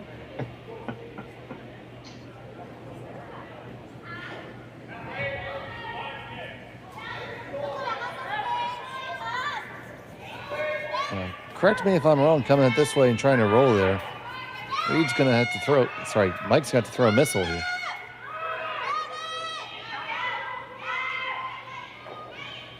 Well, I mean, yeah, it certainly, because the rocks aren't lively, you better be hitting this, like, just a little bit on the high side, like just a touch. So Mike McEwen with his first here in the 5th. Looking for the double and the roll. Marsh trying to hold it there. On and off, it looks pretty good. There they go. Didn't roll much, but you made the double. That's the most important thing.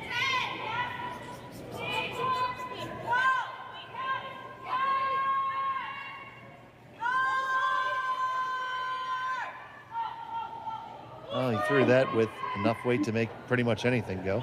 Yes, yeah.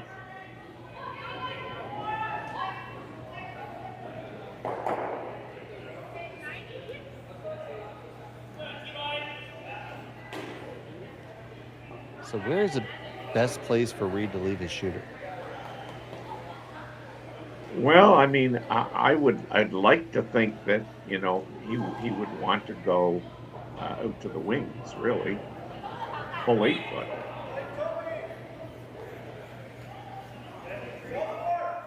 Looks like they're considering coming under.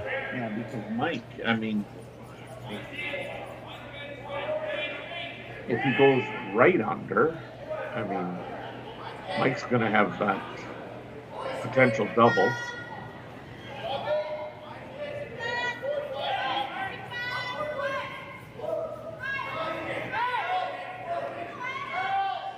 And if he goes under, Mike might even decide to play a freeze. Back and forth. They are going to roll open. So they got that, no problem. Yeah, I think that's the smart play. Now, Mike can't afford to drop behind. He has to play the hit. Well, Marsh offered him the opportunity. He can hit it and try to roll over there.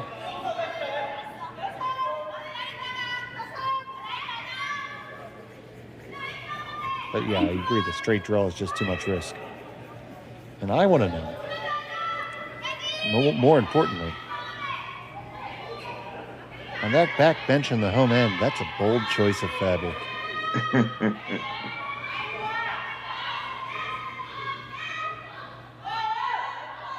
Isn't that something there?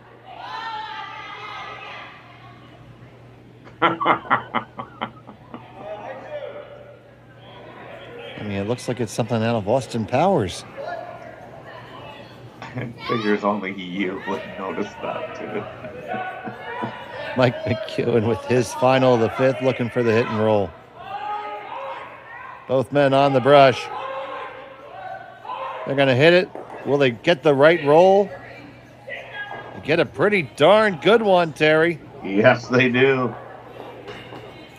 Nice shot by Mike McEwen.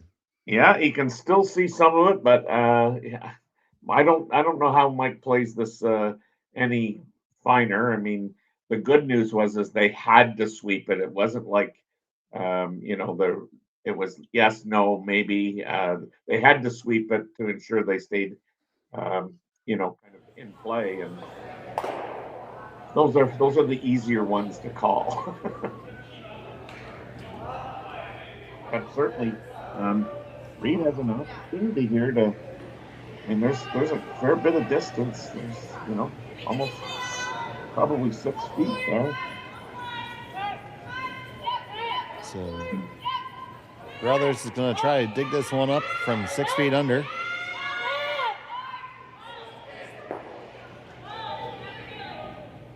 To make a deuce, he's facing a stolen rock right now.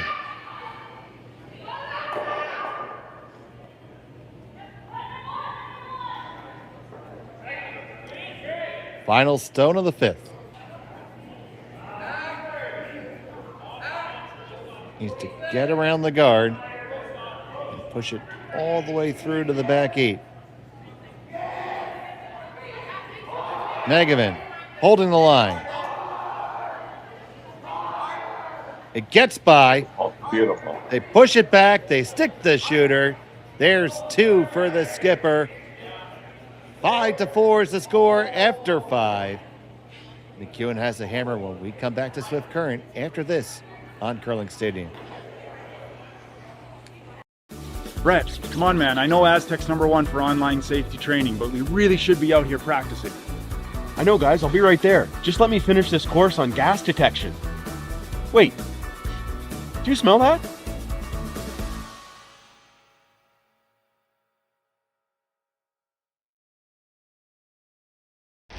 The 2025-2026 Grand Slam of Curling schedule is out, with big events happening all over Canada, like the Masters heading to London in September, the Tour Challenge from Nisku this October, the Canadian Open from Saskatoon in December, and the Players' Championship from Steinbach coming in January.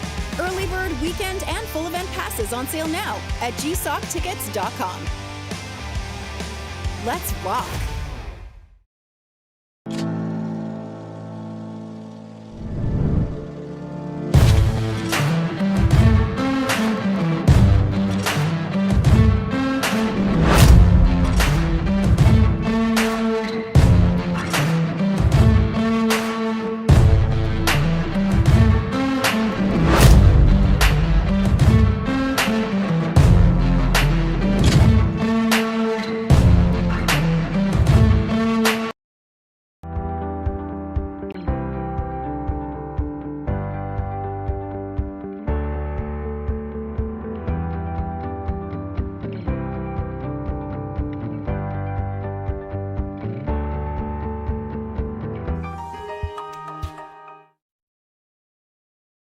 Who is he playing with? He wasn't playing And welcome back to Swift Current, Saskatchewan.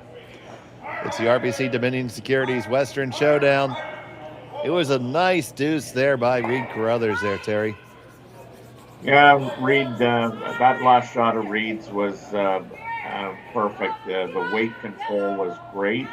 Had the broom in the right spot, and with a little bit of hard sweeping, it was executed. It's not like Mike made it easy on him. No. I mean, Mike's shot actually rolled probably 6 to 8 inches too far.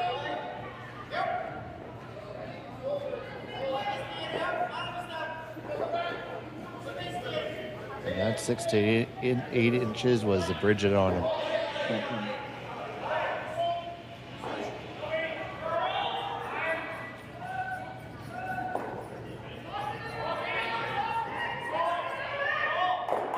Didn't know I was going to go on history on you. No, I know. Well, I never know what you're throwing at me, buddy.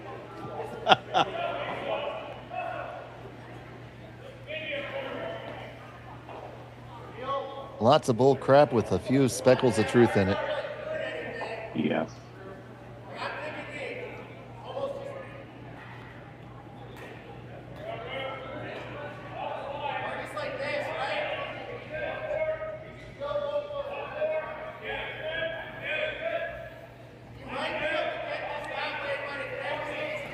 So Daniel Marsh trying to draw it in here.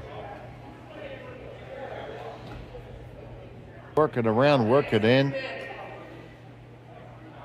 Beautiful shot.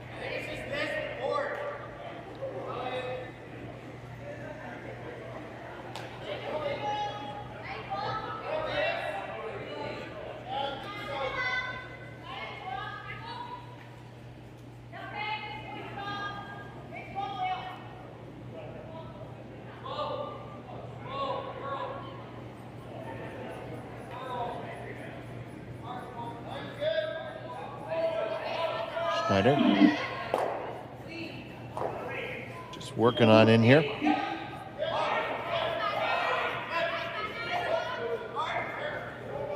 Pass guard number 1, pass guard number 2. Now BJ's going to try to carve it over. And get down to it. You do punch the McEwen stone out a little bit on the other side. But you'd have to think Mike's going to take this one.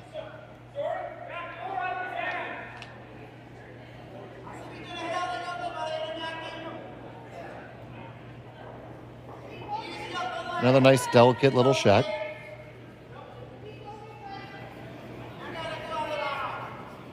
Now it's Kevin Marsh.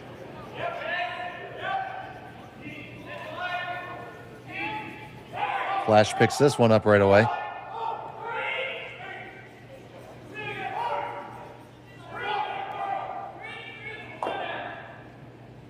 Carve this a little bit more.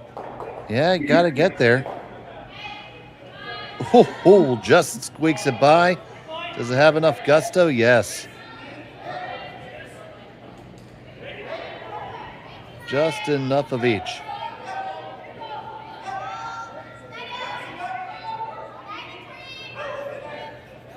Yeah, it's not a very attractive angle for a double takeout.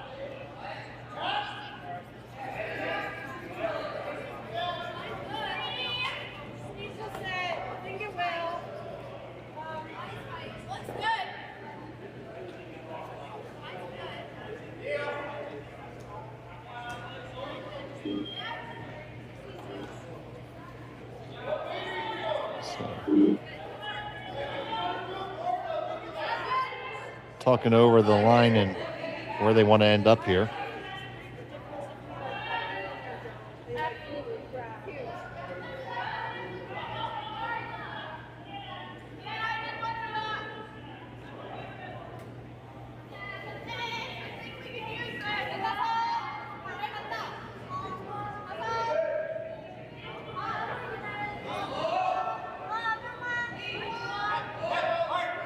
This one looks like it's a little bit out there. Yep. And they're going to be back and forth. Get the roll over. Almost right on top. Very well executed. Look at them lined up. All Christmas treed. Yeah, and I think Mike would like to. I think he needs to be careful here because, I mean, if you, high side that, he'll be able to, or he may leave an opportunity for Reid to play the slosh, but I guess that red one's going to go back on the yellow all day. This is light. The boys are trying to drag it as far as they can for Marsh. Yeah, they're going to have to pick that up if they want to get it where they originally indicated.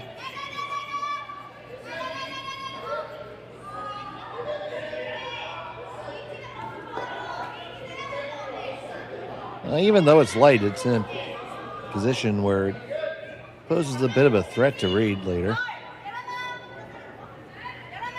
Short distance to his Stonus defending right now. It's going to elicit a visit to the mound.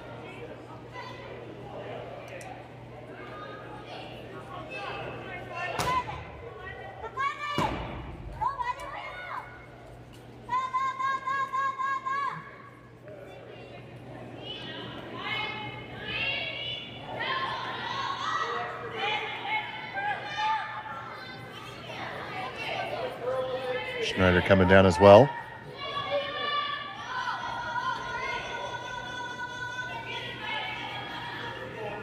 Giving his input.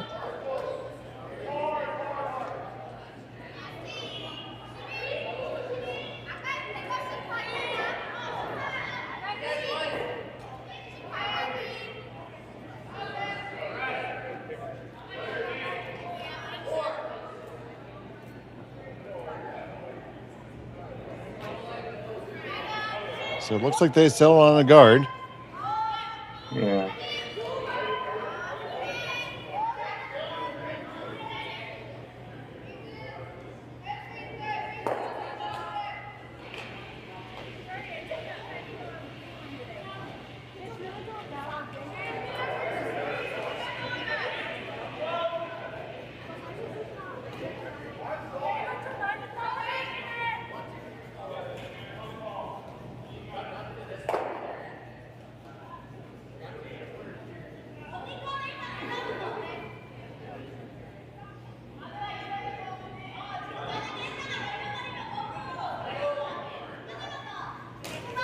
So the guard is on the way from Neufeld.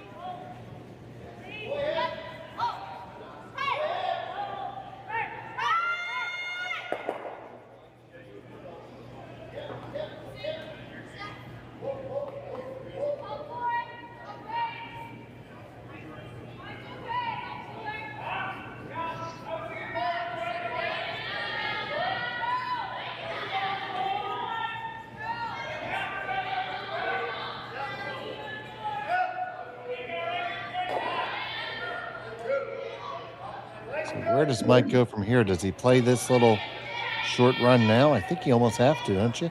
Really? Yeah. Well, I mean, it's so risky.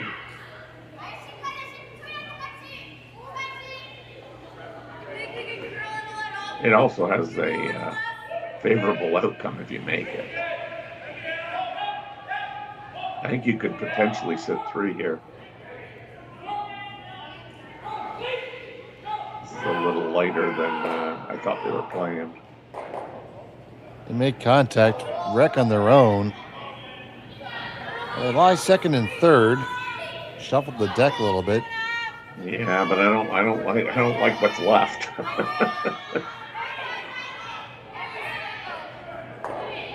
I honestly thought they were playing that with a lot more weight so that they could potentially sit 3. Mike looks a little pissed.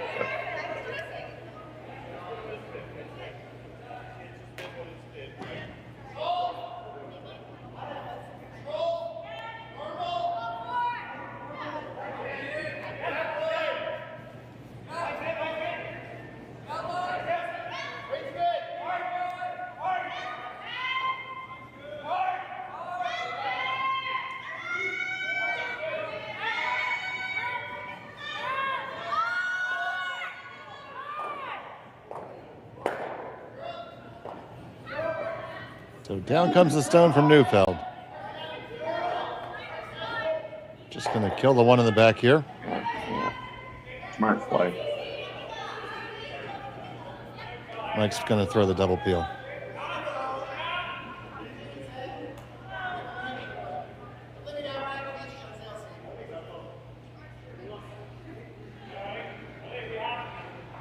He seems not happy about it, but convinced.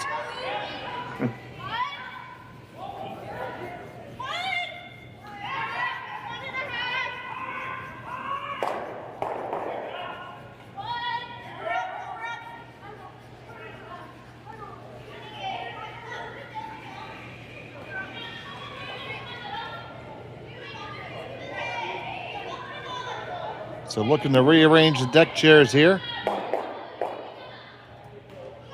Well, that changed things some. Yeah.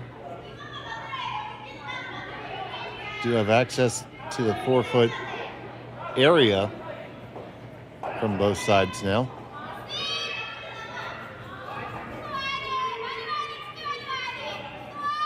Really like that call, Reid. That BJ's kind of outlining. So what makes it so good?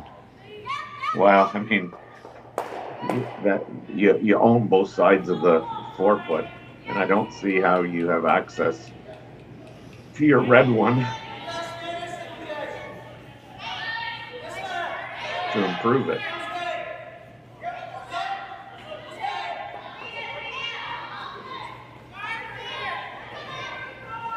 Well, you'll leave a double. I mean, I can't ever see, especially with these rocks, I can't ever see, you being able to, improve the situation of the red one.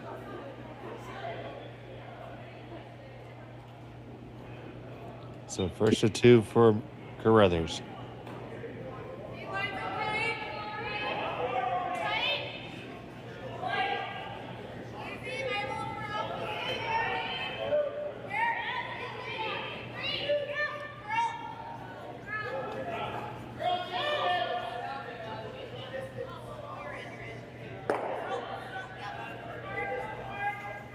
They tap that one up into the 4-foot, and they lie 3.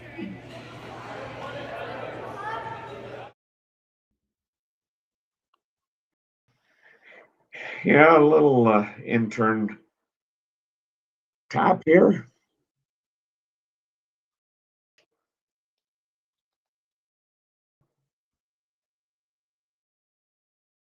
And a pretty good finish on it.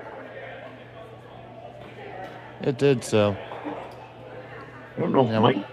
I was just gonna say I don't know if Mike can get to that red one. I suppose he can on the out turn. Yeah, I definitely think he can get there, but where are you? Yeah. Where are you tapping into? Aren't you throwing it into the open right now if you do that? Yeah, you pretty much are. So I think the thought is to I think they're going to play. Try to throw this triple and open up the whole left side.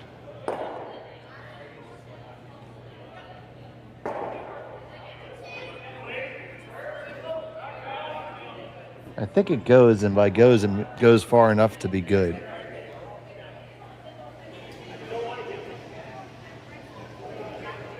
Well, I mean, for Mike, sixth end of an 8-end game, you really want to score here. Oh, yeah, you have to make sure you have a way to do it.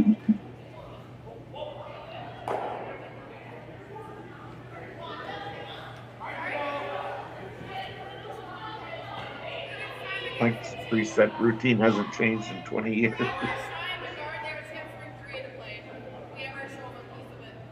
Oh, they're playing the tap. Oh, very aggressive play here.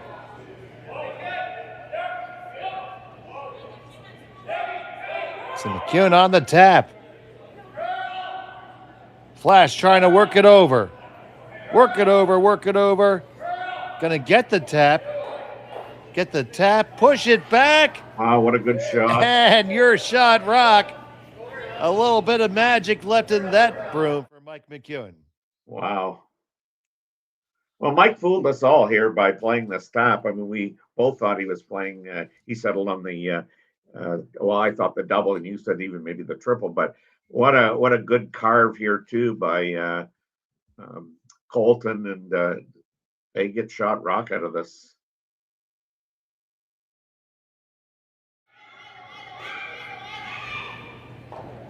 And just like that, back in the end was Mike McEwen. Yeah, yeah. I mean, that's why I kind of hope that we haven't seen the last of Mike. I think he's just a tremendous thrower. I think as he's aged, I always thought, you could pretty much tell when Mike was kind of, I'm going to call it angry. And sometimes, most of the time, it was just, I think it was just with himself, but. I think we've seen that face tonight. Yes. But I mean, as he's kind of aged, I mean, as with wine, I mean, he's got a lot, I think, got a lot more calm in kind of what's going on the ice. And he just throws it so well. I guess it gets more to the point that you get surprised by less and less. Yeah, that's probably true. Now, are they playing into the crotch of the yellow-red? I'm not guessing anything anymore, but yes. Okay, good to know. It is what it looks like it is, but I hope so, because it's coming with the pace to do it. Reid Carruthers trying to kill this stone. Schneider holds it there. Got it. Killed it. Went right through the back. Wow. To sit 3. They do sit 1, 2, 3. It'll be McEwen with a draw for 1. Yeah. Now I wonder if there's the split available to score 2, but the Rocks aren't very lively. But this is a really good shot. Trying to promote his yellow into the crotch of the red yellow, which he does. And sits 3. Well, they're going to look at it. The advantage is you have that catcher, right? Yeah. So you can throw a little bit more and wreck into that intentionally. Yeah. And actually play as if you're moving it. Then it will make it easier to make them both count. Well, I think you probably have to play it so that you hit it thin enough with weight that if the shooter rolls into the one there on the right-hand side.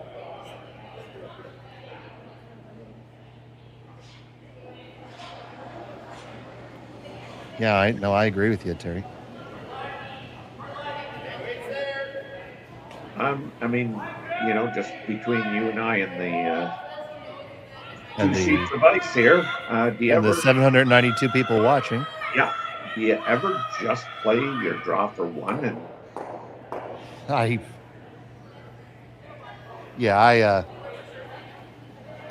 think so too. That's what you and I play. That is what you and I play, but it makes sure that you tie the game. Even end, the hammer, you stay on serve, so to speak. Mike going for the deuce here. Final stone of end number 6. Yeah, might have to go on this. They're just kind of watching it. Yeah, maybe not. I think this looks close. pretty close. Now you got to hold it. You're going to catch it too thick, I think. Yeah, for 1. Okay, well, better wreck really quick. Ooh. Yes, I do believe it's for 1. Yeah. I'm going to take another look at it. I'm putting my tuning on 1. Yeah. And that's what it is.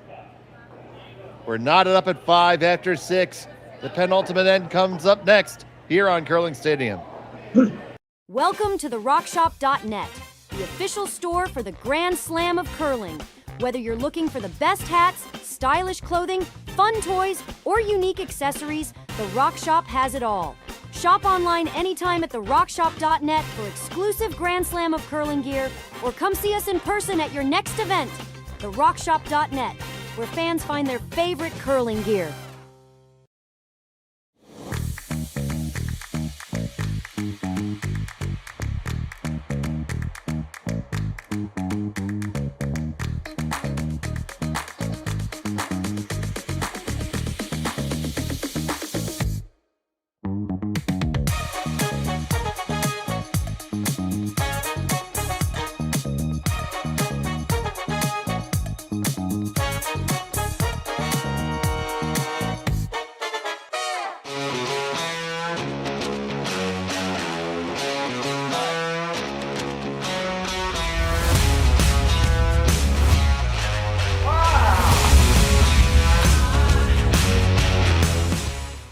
Developed over a decade in collaboration with the finest ice makers this side of the Atlantic, the Pebblehead PB5 is nothing short of a triumph of sophistication and craftsmanship.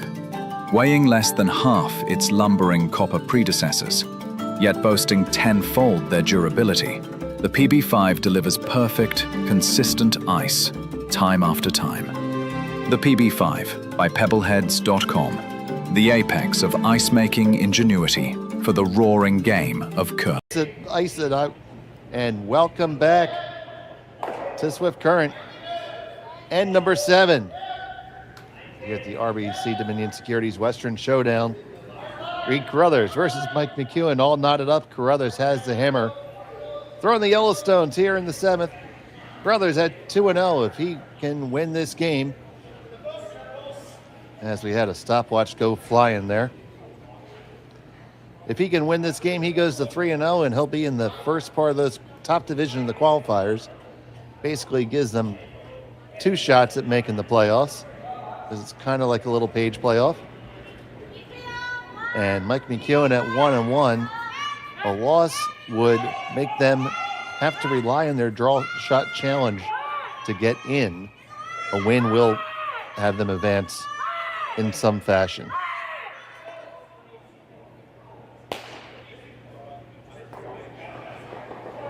So happy to have you here on Curling Stadium. I'm Dave Schmeld, joined by Terry the Terrific Corbin. Connor Sims is on the 1s and 2s.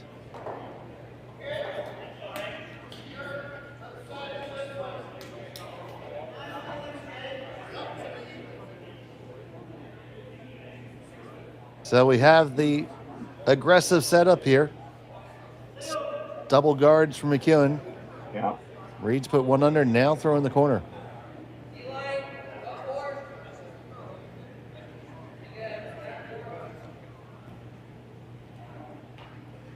Obviously not the only game on the ice right now. We'll take a look at our other games and give you a quick rundown of the scores. Let's start on the men's side.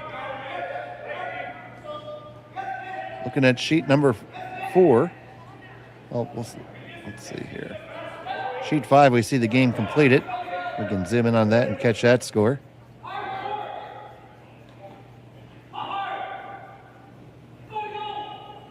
You see that was Isabella Rana with a victory over Ha of Korea. Really tight. Over on 4, Cameron DeYoung is up 5-3 over Tanner Lott. Over on sheet 3. On what sheet?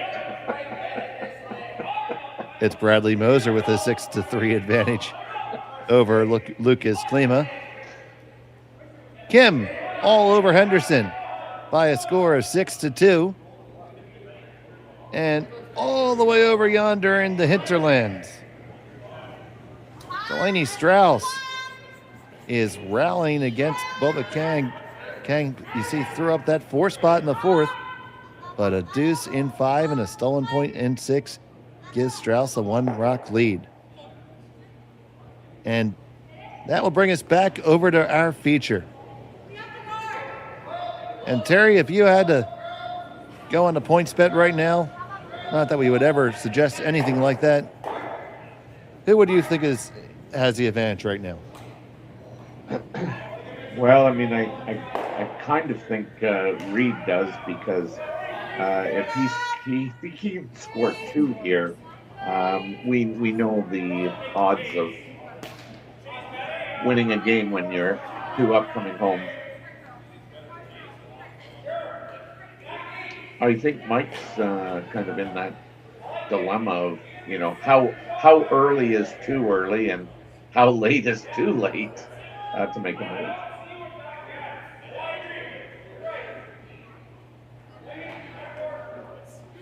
So they've opted to go, you know, well behind the tee line.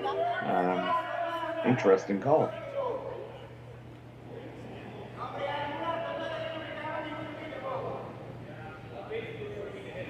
I'd be worried about going too far behind and Mike gets shot in 6-1-2, and especially if he can stay T-line or better.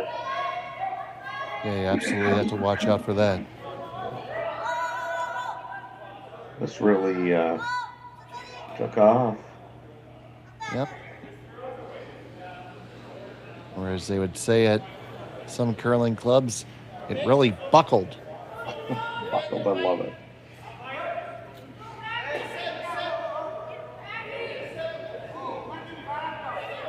Shout out to the Utica Curling Club in upstate New York.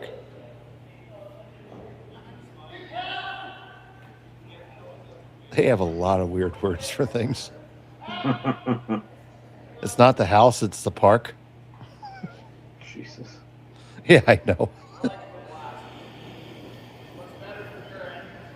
But and they go with like lid or can, you know, and that's common enough. Or pot.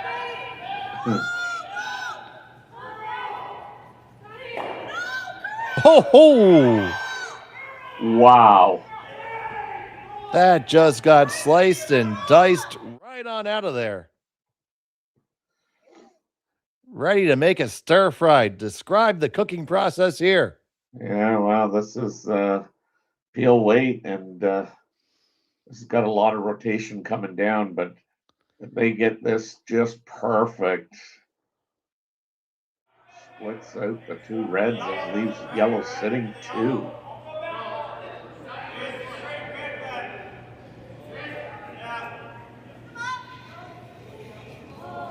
Picture perfect out of Schneider. Didn't see that one coming. No, I neither did I. Now it's a game between the vices and the skips. It has seemed to be that way. But Schneider made sure to say, hey, how about me, boss? That rolled to a nice spot, dead under cover.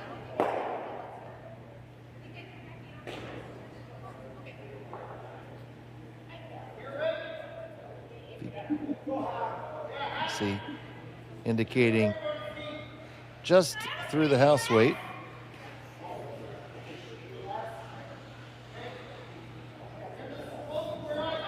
It's good 10 feet in between the guard and the object stone. Should be enough room for BJ to feather it in there. And from below the stone, he delivers it. That would take a week and a half to get up from there.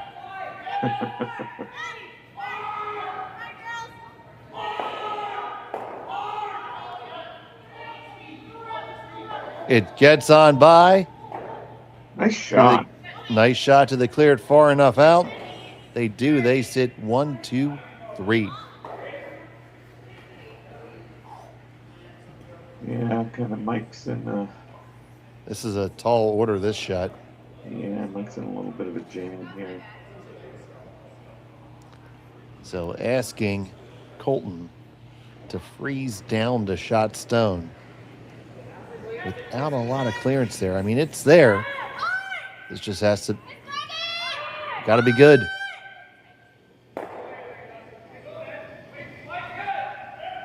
It's up to the Marsh boys to guide it in.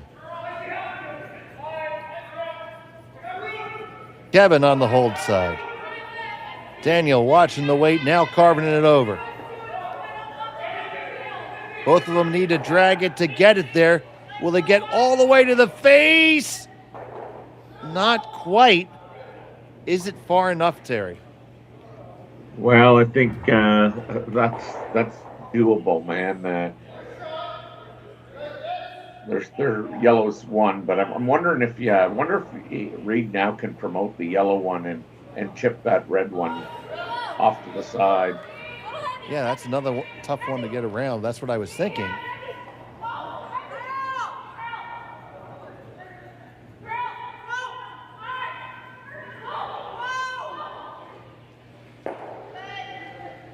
Enough room to do it.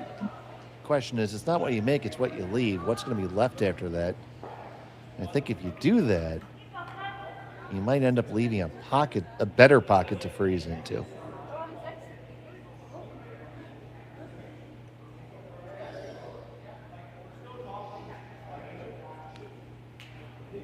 What are you seeing, TC?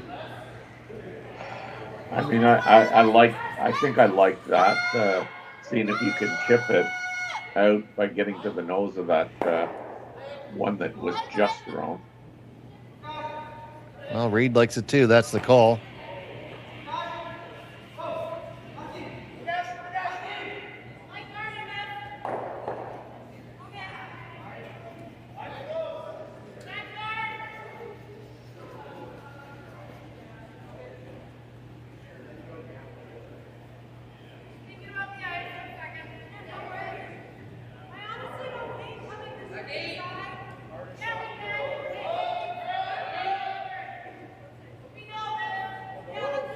On the way from Neufeld. Both men on it. You need to keep on dragging it. This needs to get all the way up to the face. All the way up to the face. Doesn't get there and didn't have the weight. Oh boy. Now. Still pretty good. Like, I mean. Yeah. Do you throw the guard or ever a world where you just throw the intern around now? Well, Colton has to get out of the way. Yeah, it is a bit of a eclipse. I mean, I don't know, like, tapping that red into the shot, I mean, it's going to leave the shooter kind of exposed. Right, so that's why I kind of like coming around on the intern, because I don't know if you can get there to that pile with enough weight to kill multiple stones. But can you not play the... No, you can't. Never mind. Well, Mike likes to tap.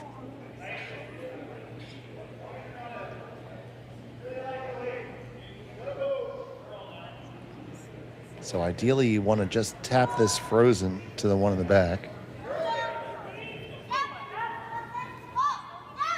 The problem is the shooter might be there to spring off of.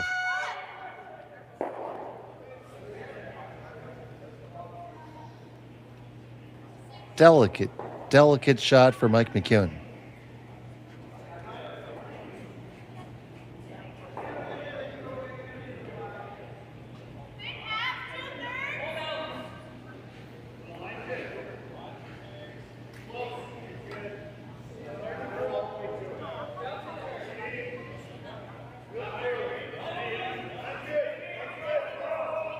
Flash.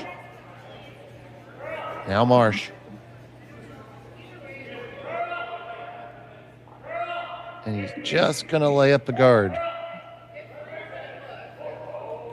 I like this more than the tap. Yeah, me too.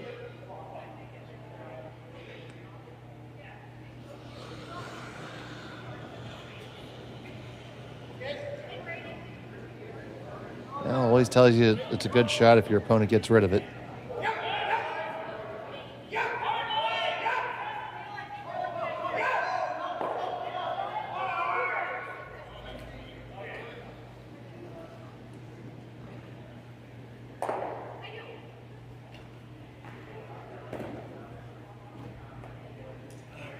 So the faithful at Swift Current studying the monitors.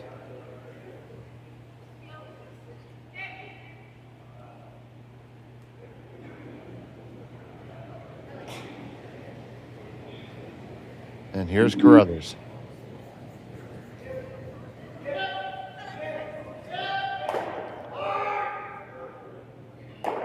And the peel is executed, no problem.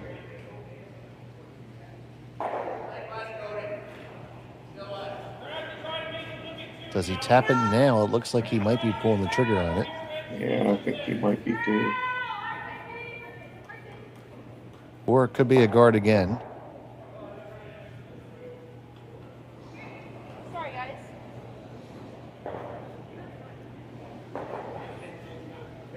I just, my problem with this shot, Terry, is if you don't make it just right, I know. you might leave him a way to eject both of those reds and score 3, maybe 4. Well, and I think if you're Carruthers, you take it on because one down. Oh, yeah. Home, I mean, what's the well? There's a difference, obviously, but I mean, you're going to get one, or I suppose you could potentially give up one.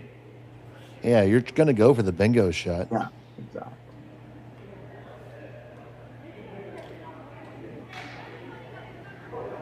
So Mike McEwen.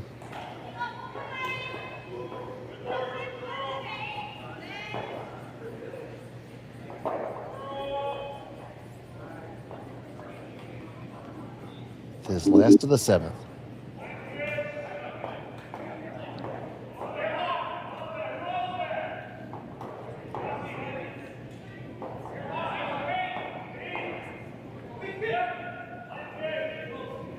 Just bringing it down.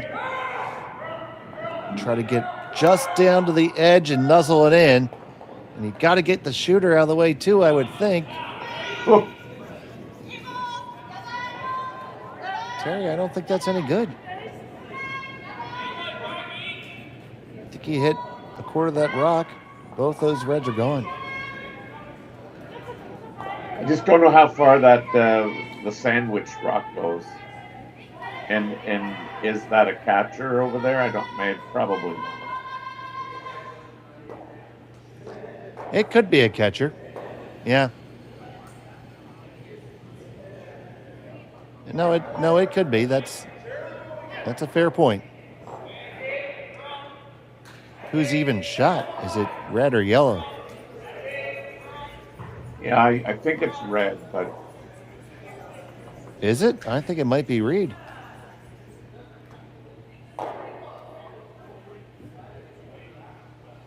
It's close for darn sure. Yeah, it is. Yeah, they're looking right now to see if that's a catcher. See, BJ was trying to line it up. It certainly looks appealing to throw. Yeah. Because that's just a kick and fire.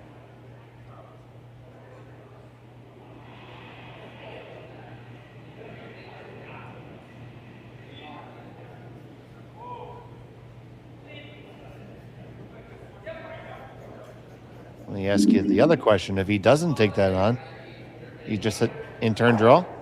Yeah, well, I mean... Or does he just give up the force intentionally, the steal intentionally?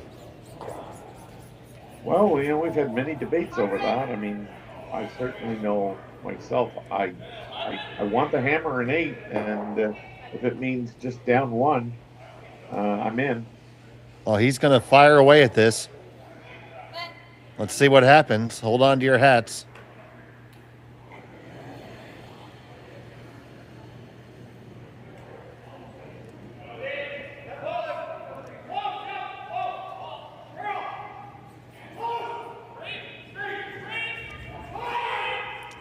Reid Carruthers looking to make some noise here with the final stone of the 7th.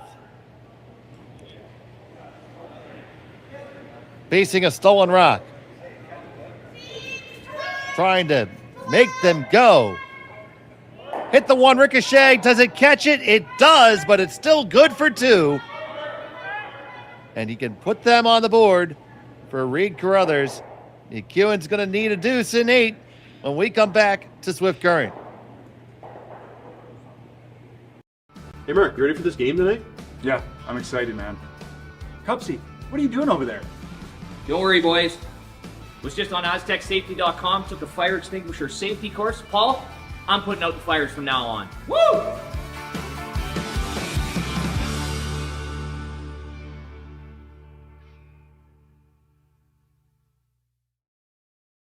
Welcome to the RockShop.net, the official store for the Grand Slam of curling. Whether you're looking for the best hats, stylish clothing, fun toys, or unique accessories, the Rock Shop has it all.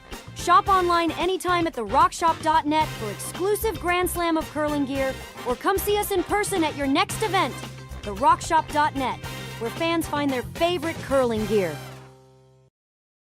So with the impact to my business and income, will this delay my retirement? I know you're worried, Marshall, but based on the original plan we came up with, you're only about 6 months behind. I thought it would be years, not months. You should feel good. Remember, you've got a plan. Thanks. With change comes questions. See the impact of your money decisions before you make them with RBC Wealth Plan.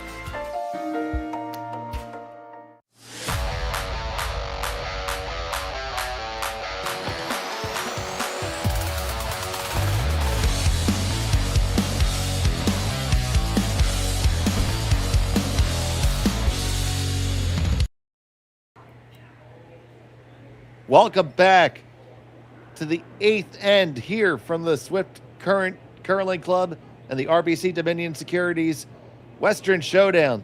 Reid Carruthers with a big shot there, Terry, in the 7th. Yeah, great shot. I mean, certainly that they saw it and they knew that the jam was a big possibility, but the risk that they were taking on was well worth it. They could have given up one, but again, being one down, coming home with the hammer, I think Reid wouldn't panic on those situations at all. So, and let's see if we have that in the replay, Ken. Been talking so many nice things about Connor. There it is. Yeah, good solid weight, probably normal up. Just catches a very small piece of that, sends it across between the two yellows, jammed on the yellow, but a score of 2. And the other, I guess on the other shoot, Mike has to kind of think that, I'm okay with giving up 2. I mean, given the way that end was looking at one point. And then he had a kind of an out, and he just wasn't able to get his shooter to tap that enough to freeze it on the shot stone. So you see Mike McEwen looking to set up the second corner guard. Like you said, he needs at least 2 to be able to tie this game and send it to an extra 3 to win it. Thank you so much for hanging in with us to the bitter end. It's Saturday here in the East. Not quite in Swift Current, but we're working on it.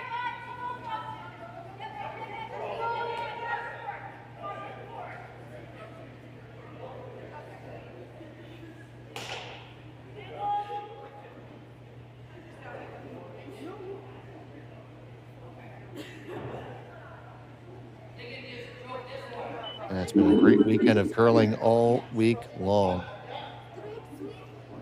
With more to come, 5 draws tomorrow. Starting off tomorrow morning, we got Cooey versus Ryan Jakes. I'll have the call with Jason Chang. And we have Jolene Campbell versus Wayno. That'll be Jim Nixon, Sean Joyce at 8 o'clock Central Time. So set your alarm clocks or just stay awake, drink a lot of coffee. But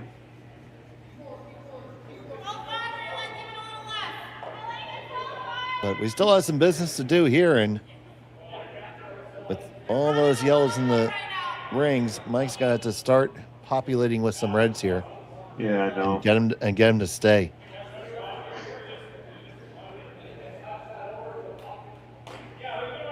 So he's thinking about picking that guy off. I'm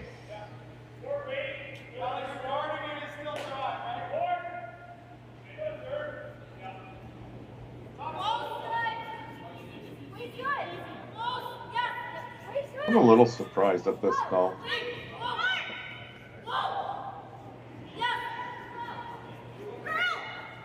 Well, we'll see how it works out. Give Mike the benefit of the doubt here and say he's smarter than me. No Easy, benefit Terry. needed. No benefit needed. Thank you, Terry.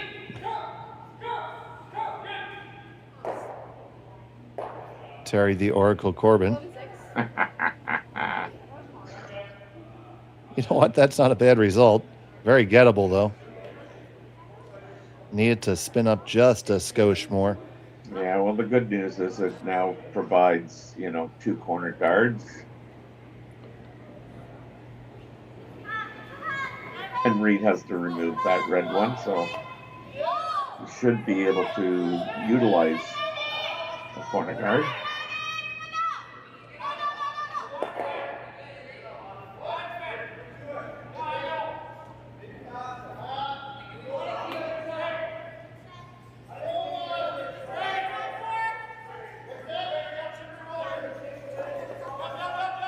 So I imagine this is a conversation about where you want to end up and what weight. Yeah. I would think so, Chief. Well, thank you, Brave.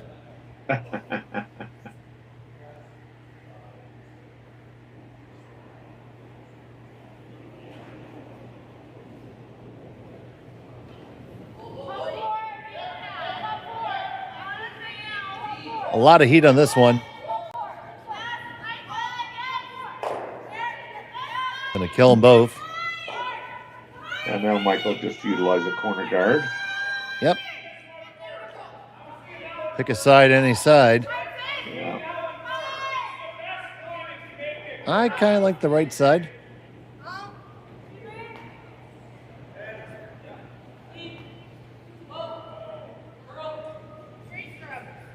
Yeah, it's whatever. I mean, you'd think it would be whatever side, curls the most, but. Kevin Marsh. Oh, man, they picked this one up right away. Yeah, I want to say that he dumped that.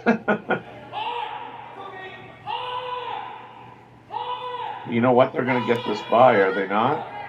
They did. Oh! Just by a whisker. What great sweeping.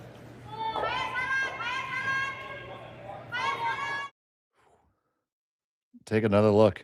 Yeah, they're going full tilt here, and just watch how little room there is between the thrown stone and the corner guard here.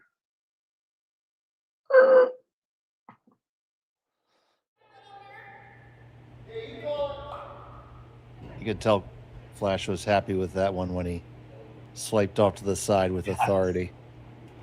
You always know you're happy with the sweep when you do that. I do that sometimes too. Just like that satisfying, oh yeah, I got it. Run it back and run it by. But I also heard when you do that, you flick the hair too. Any truth to that? My hair is not long enough to do that. No? No. I got a boring 1950s hairstyle.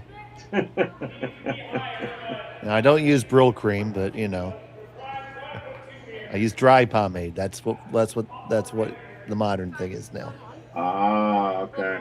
It's really kind of cool. It's like it's this powder that you just kind of comb in, and it sticks just like pomade, but without all the goop.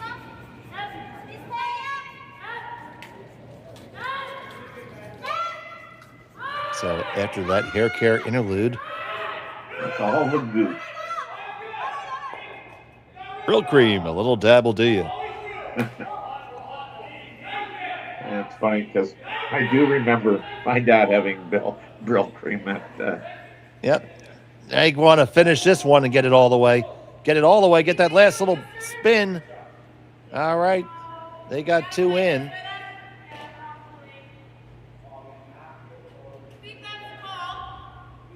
It's up to Reid to try to fight off the deuce now.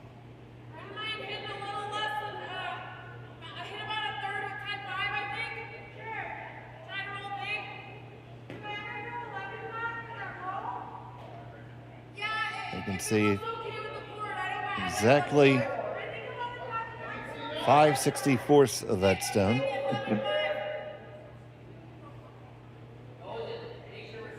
Or you could just hit the one that's wide open. But if you hit the one that's wide open, Mike's going to bury another one under. Sure as God made apples.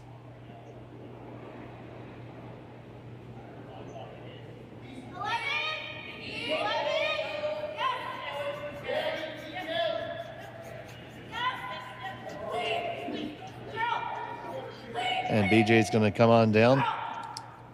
It is mound visit number 5.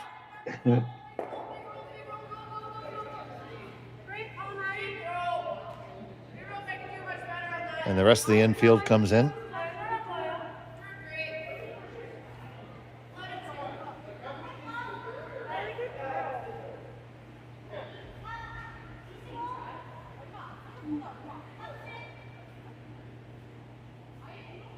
Well, I'm sure, I mean, Mike's also thinking that, if they hit the,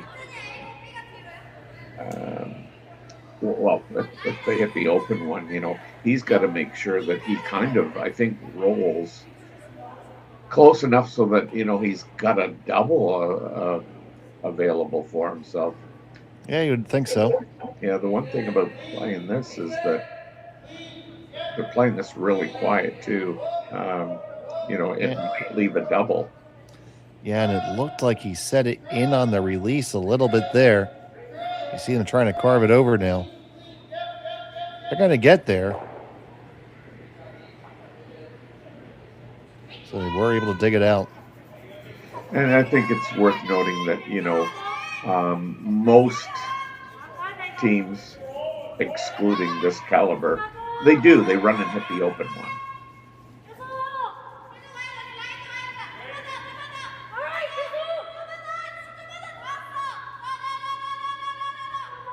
I mean, because we, as coaches, we'd say, like playing that shot, you bring 3 into play.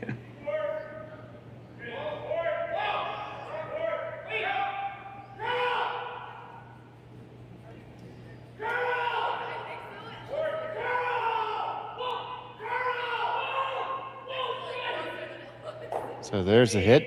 Ooh, that's roll way too far. Oh. Flash knows it. Flash knows it. Talk about just setting it.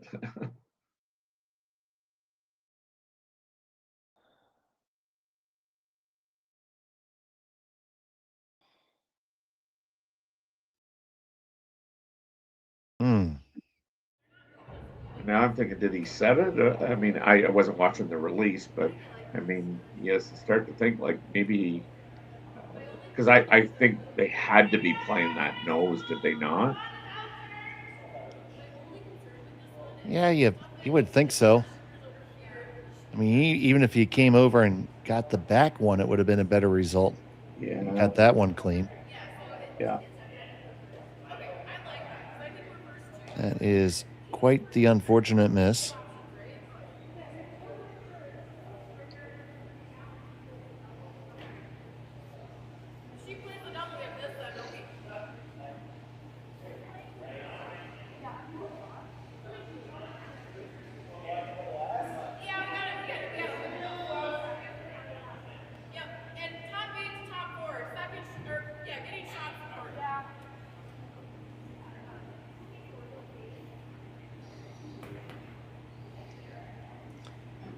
So now, Reid Carruthers, opportunity to really slam the door shut here.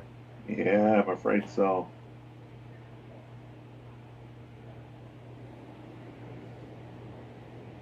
His first of 2 here in the 8th.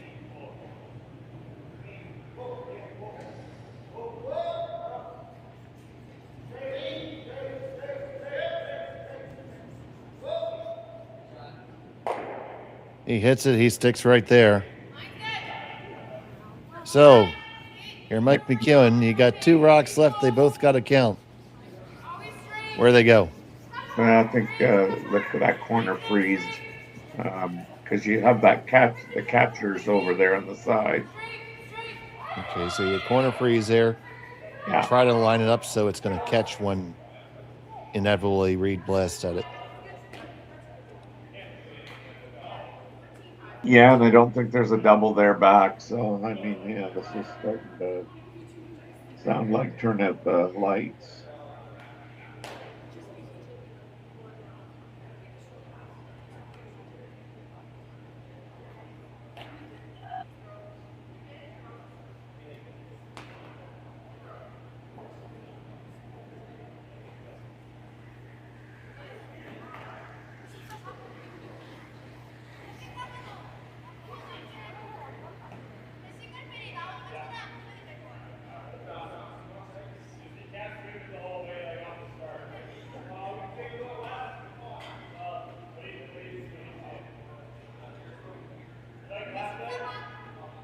I think that's what they've decided on that.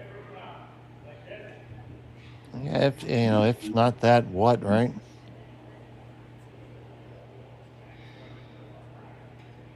Because the one that's on the right side is too good to just draw underneath your own guard. Yeah.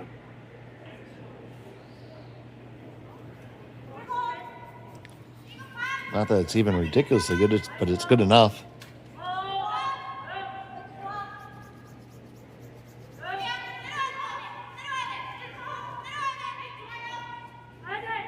So Mike McEwen, first stone of the 8th.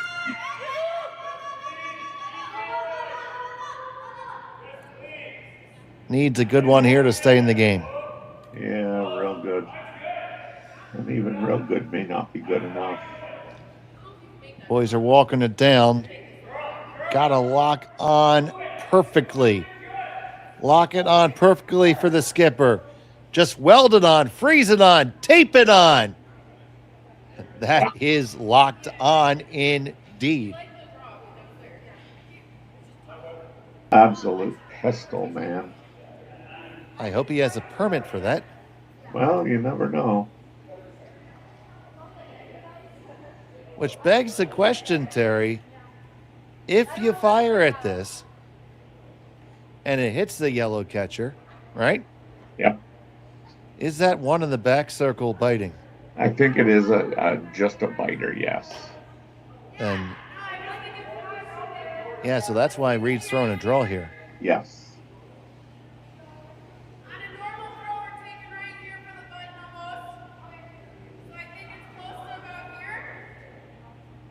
And we'll have to get out the Etch-a-Sketch to see if we can draw something up after this.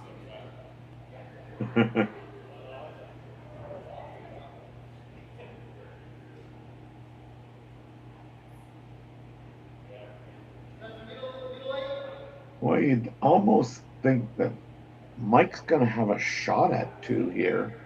Yeah. There's going to be some kind of circus shot, I think. Even if it's the long run, right? Yeah, like. Okay, final stone for Carruthers. Let's see what McEwen gets left with here.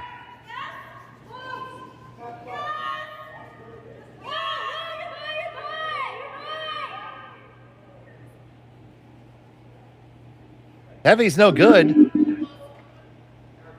And heavy it is. Oh my goodness gracious. Mike's going to have a shot for 2. Now, Christmas just came a little bit early for Mike McEwen. Yeah, I don't think Mike thought he would have this, do I dare say, easy of a shot? No, you don't dare say that. My goodness.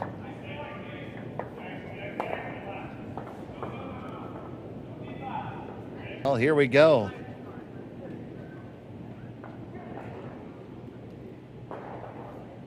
What's one more end at this hour of the night? Don't ask me that question, buddy. I know, eh? So, from a seemingly impossible situation, Mike McEwen, final stone of the 8. Gotta carve it. Needs to hit it and stick it. Gotta carve it. Gotta carve it. There you go. Got it, no problem. And like a phoenix from the ashes, McEwen is back in the game. We're all tied up. We'll have bonus curling after this. You're watching Curling Stadium.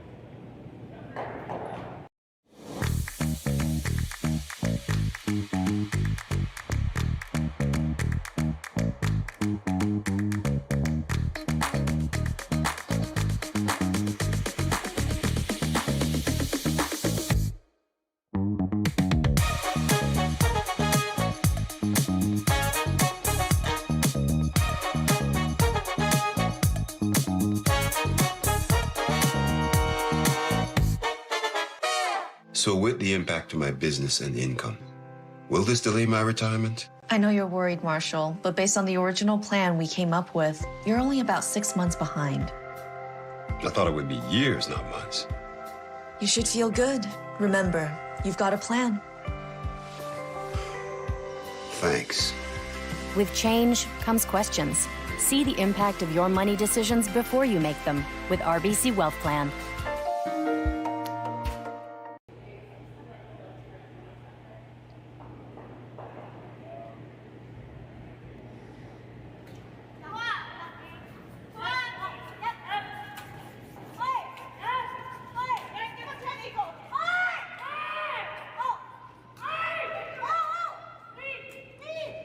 Welcome back to a jam-packed Swift Current Curling Club. They are all here for this extra end action. We also have another extra end game. The Strauss game has went to an extra end as well, all the way over on the other side of the building.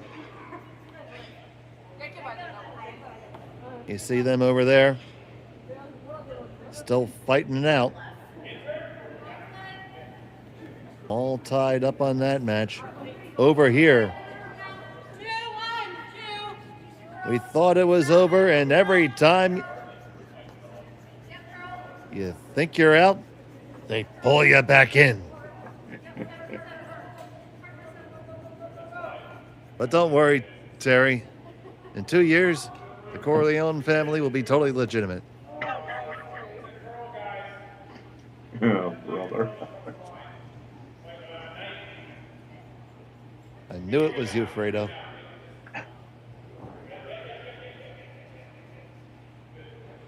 Don't ever let me take you fishing.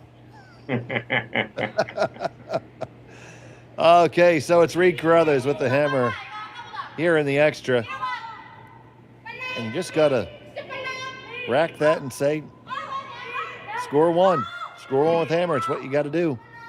Yeah, and Mike's got that first stone on the center line, so it's not removable.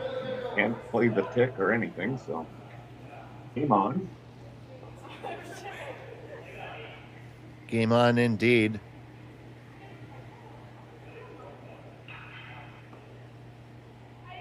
Reid doesn't get this nearly as deep as he'd like. Gives golden opportunity for Mike to throw up a high guard and essentially have 3 guards.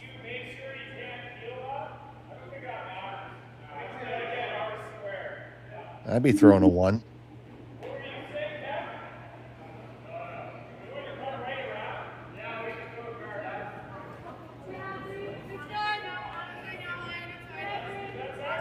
I say you get one more free shot before the Peel Fest can start. You got to take it.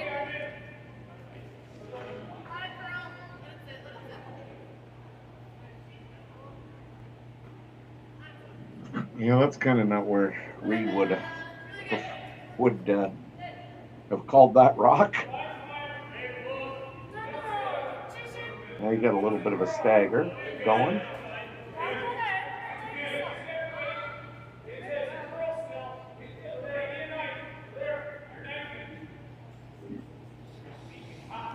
So this one,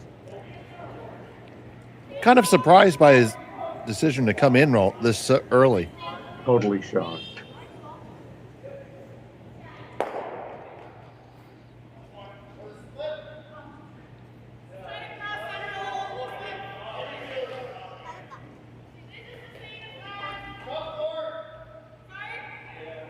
But maybe Mike was just setting a trap for Reid to fall into here.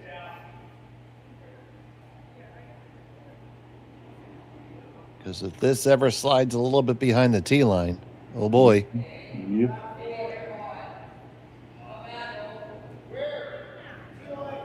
They haven't laid a brush to this yet.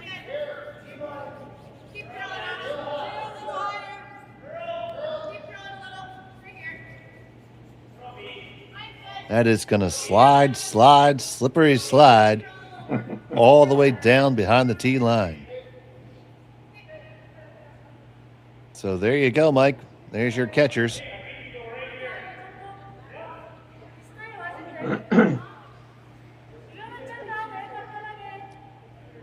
Behind the tee line with two after lead rocks. I wouldn't have said that.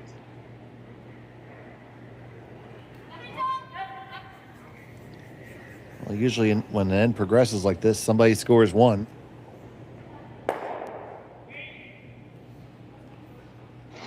See which skipper can pull it out. Yeah.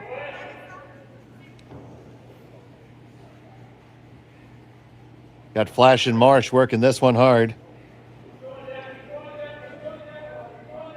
They're past everything now. Are they the correct distance? Flash is trying to finish it off. Will it curl up? It's a pretty good spot.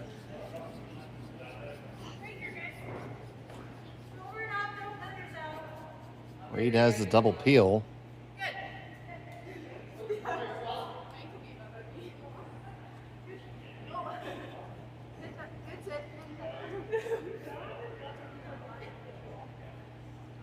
Time for Schneider to earn his money here. BJ on this right away.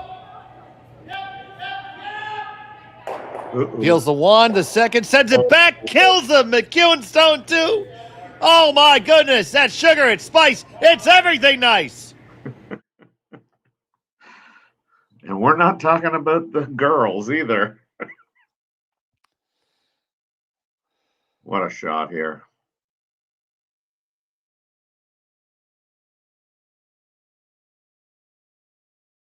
Watch Mike's reaction. He says, throw the guard. What else can you say? Well, I know, eh? Nice shot, Catlin. Certainly hope you said that. My God. Did that pick or just straight hog? I'm not sure, but you talk about going from an end that looked like it had some promise to this end's over. Yeah, just didn't have enough weight.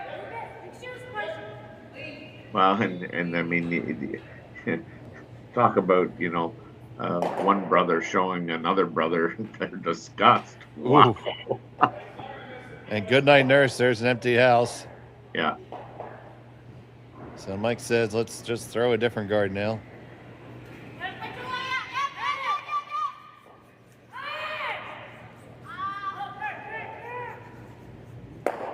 It's an awful feeling, too. I mean, you know, Colton had the miss there in 8, and, you know, he just feels terrible about it. And then you get Marshy throwing that one that's short, and it's like, ooh. Now Colton's kind of disgusted because that's no good either.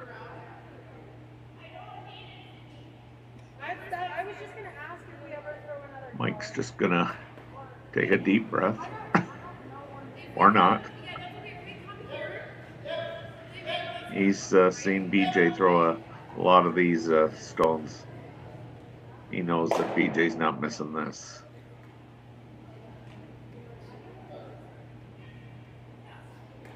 Oh, yeah. Mike's even going to go right up. Well, I've certainly done this before. You had to psych your team out into saying, don't hit me. Oh, dear.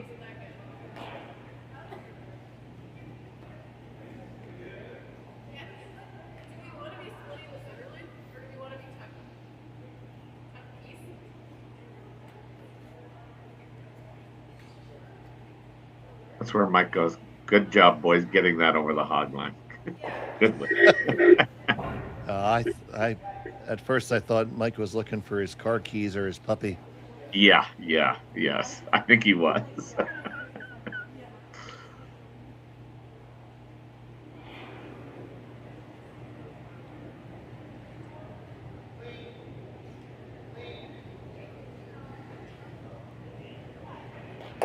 They pick it out.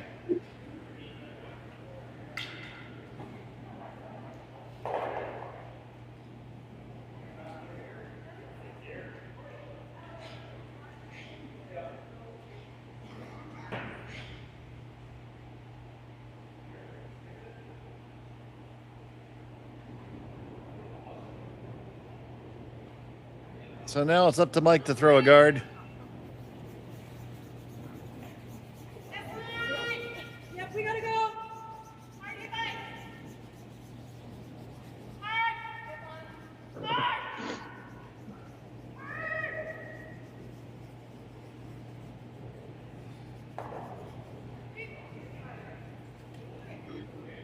His only chance here, and I'm going to mutter the unthinkable, is to set up a hit and spill for the double extra. Pretty much.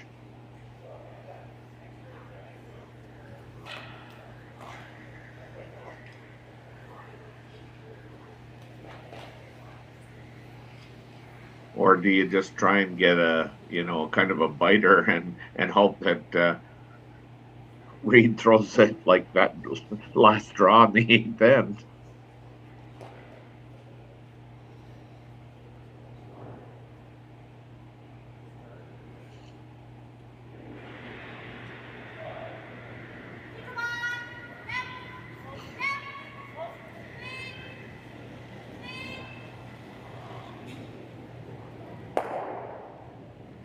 So Carruthers on the peel.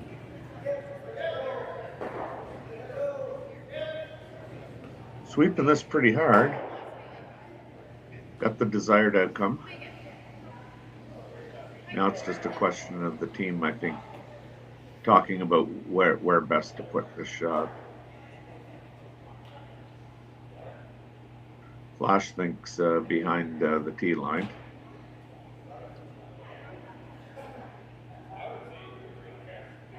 Obviously thinking that there's no way Reid throws the draw.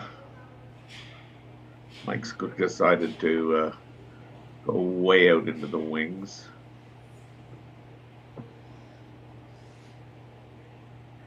So, okay, if you're a betting man, here we go again. If it's a 12-foot, does Reid hit or does Reid draw?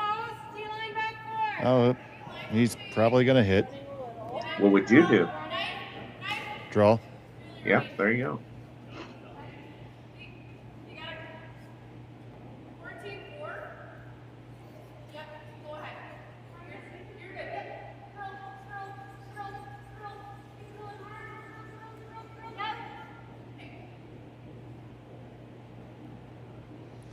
Honestly, I think it would depend on the last couple of shots I threw.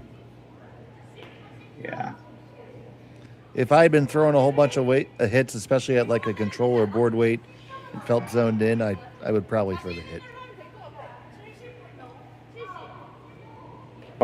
Oh my goodness. Oh man. Wheels and axles fell off. Yeah, and the boys are all having a discussion about that, including BJ. Oh, dear goodness. So,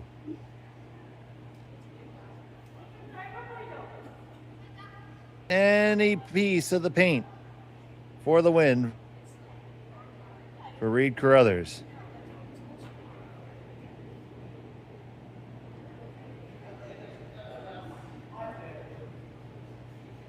I'll tell you what, the boys are on this one right away. Don't go there, buddy. Oh, they like it a little bit more now. It's good now. All right. It's there, it settles, and in a wacky, wild, and crazy finish, it's Reid Carruthers with the 8-7 lead over Mike McEwen. He moves to 3-0 and will advance to the top division of the qualifying. Mike McEwen falls to 1-2. They're going to need some help based on their draw shot challenge. Once the round robin's all figured out, we'll see where he ends up. But Terry, wow. All I can say is wow. Yeah, some really great curling shots we witnessed there, and then some just horrendous curling shots that you just don't expect to see out of this quality field. Yeah, so there you have it. And I'm on the air, in just about 7.5 hours. That sounds like a fabulous idea. So for right now, from the Swift Current Curling Club, for Terry Corbin and Connor Sims, this is Dave Schmel wishing you a very pleasant evening. We'll catch you next time.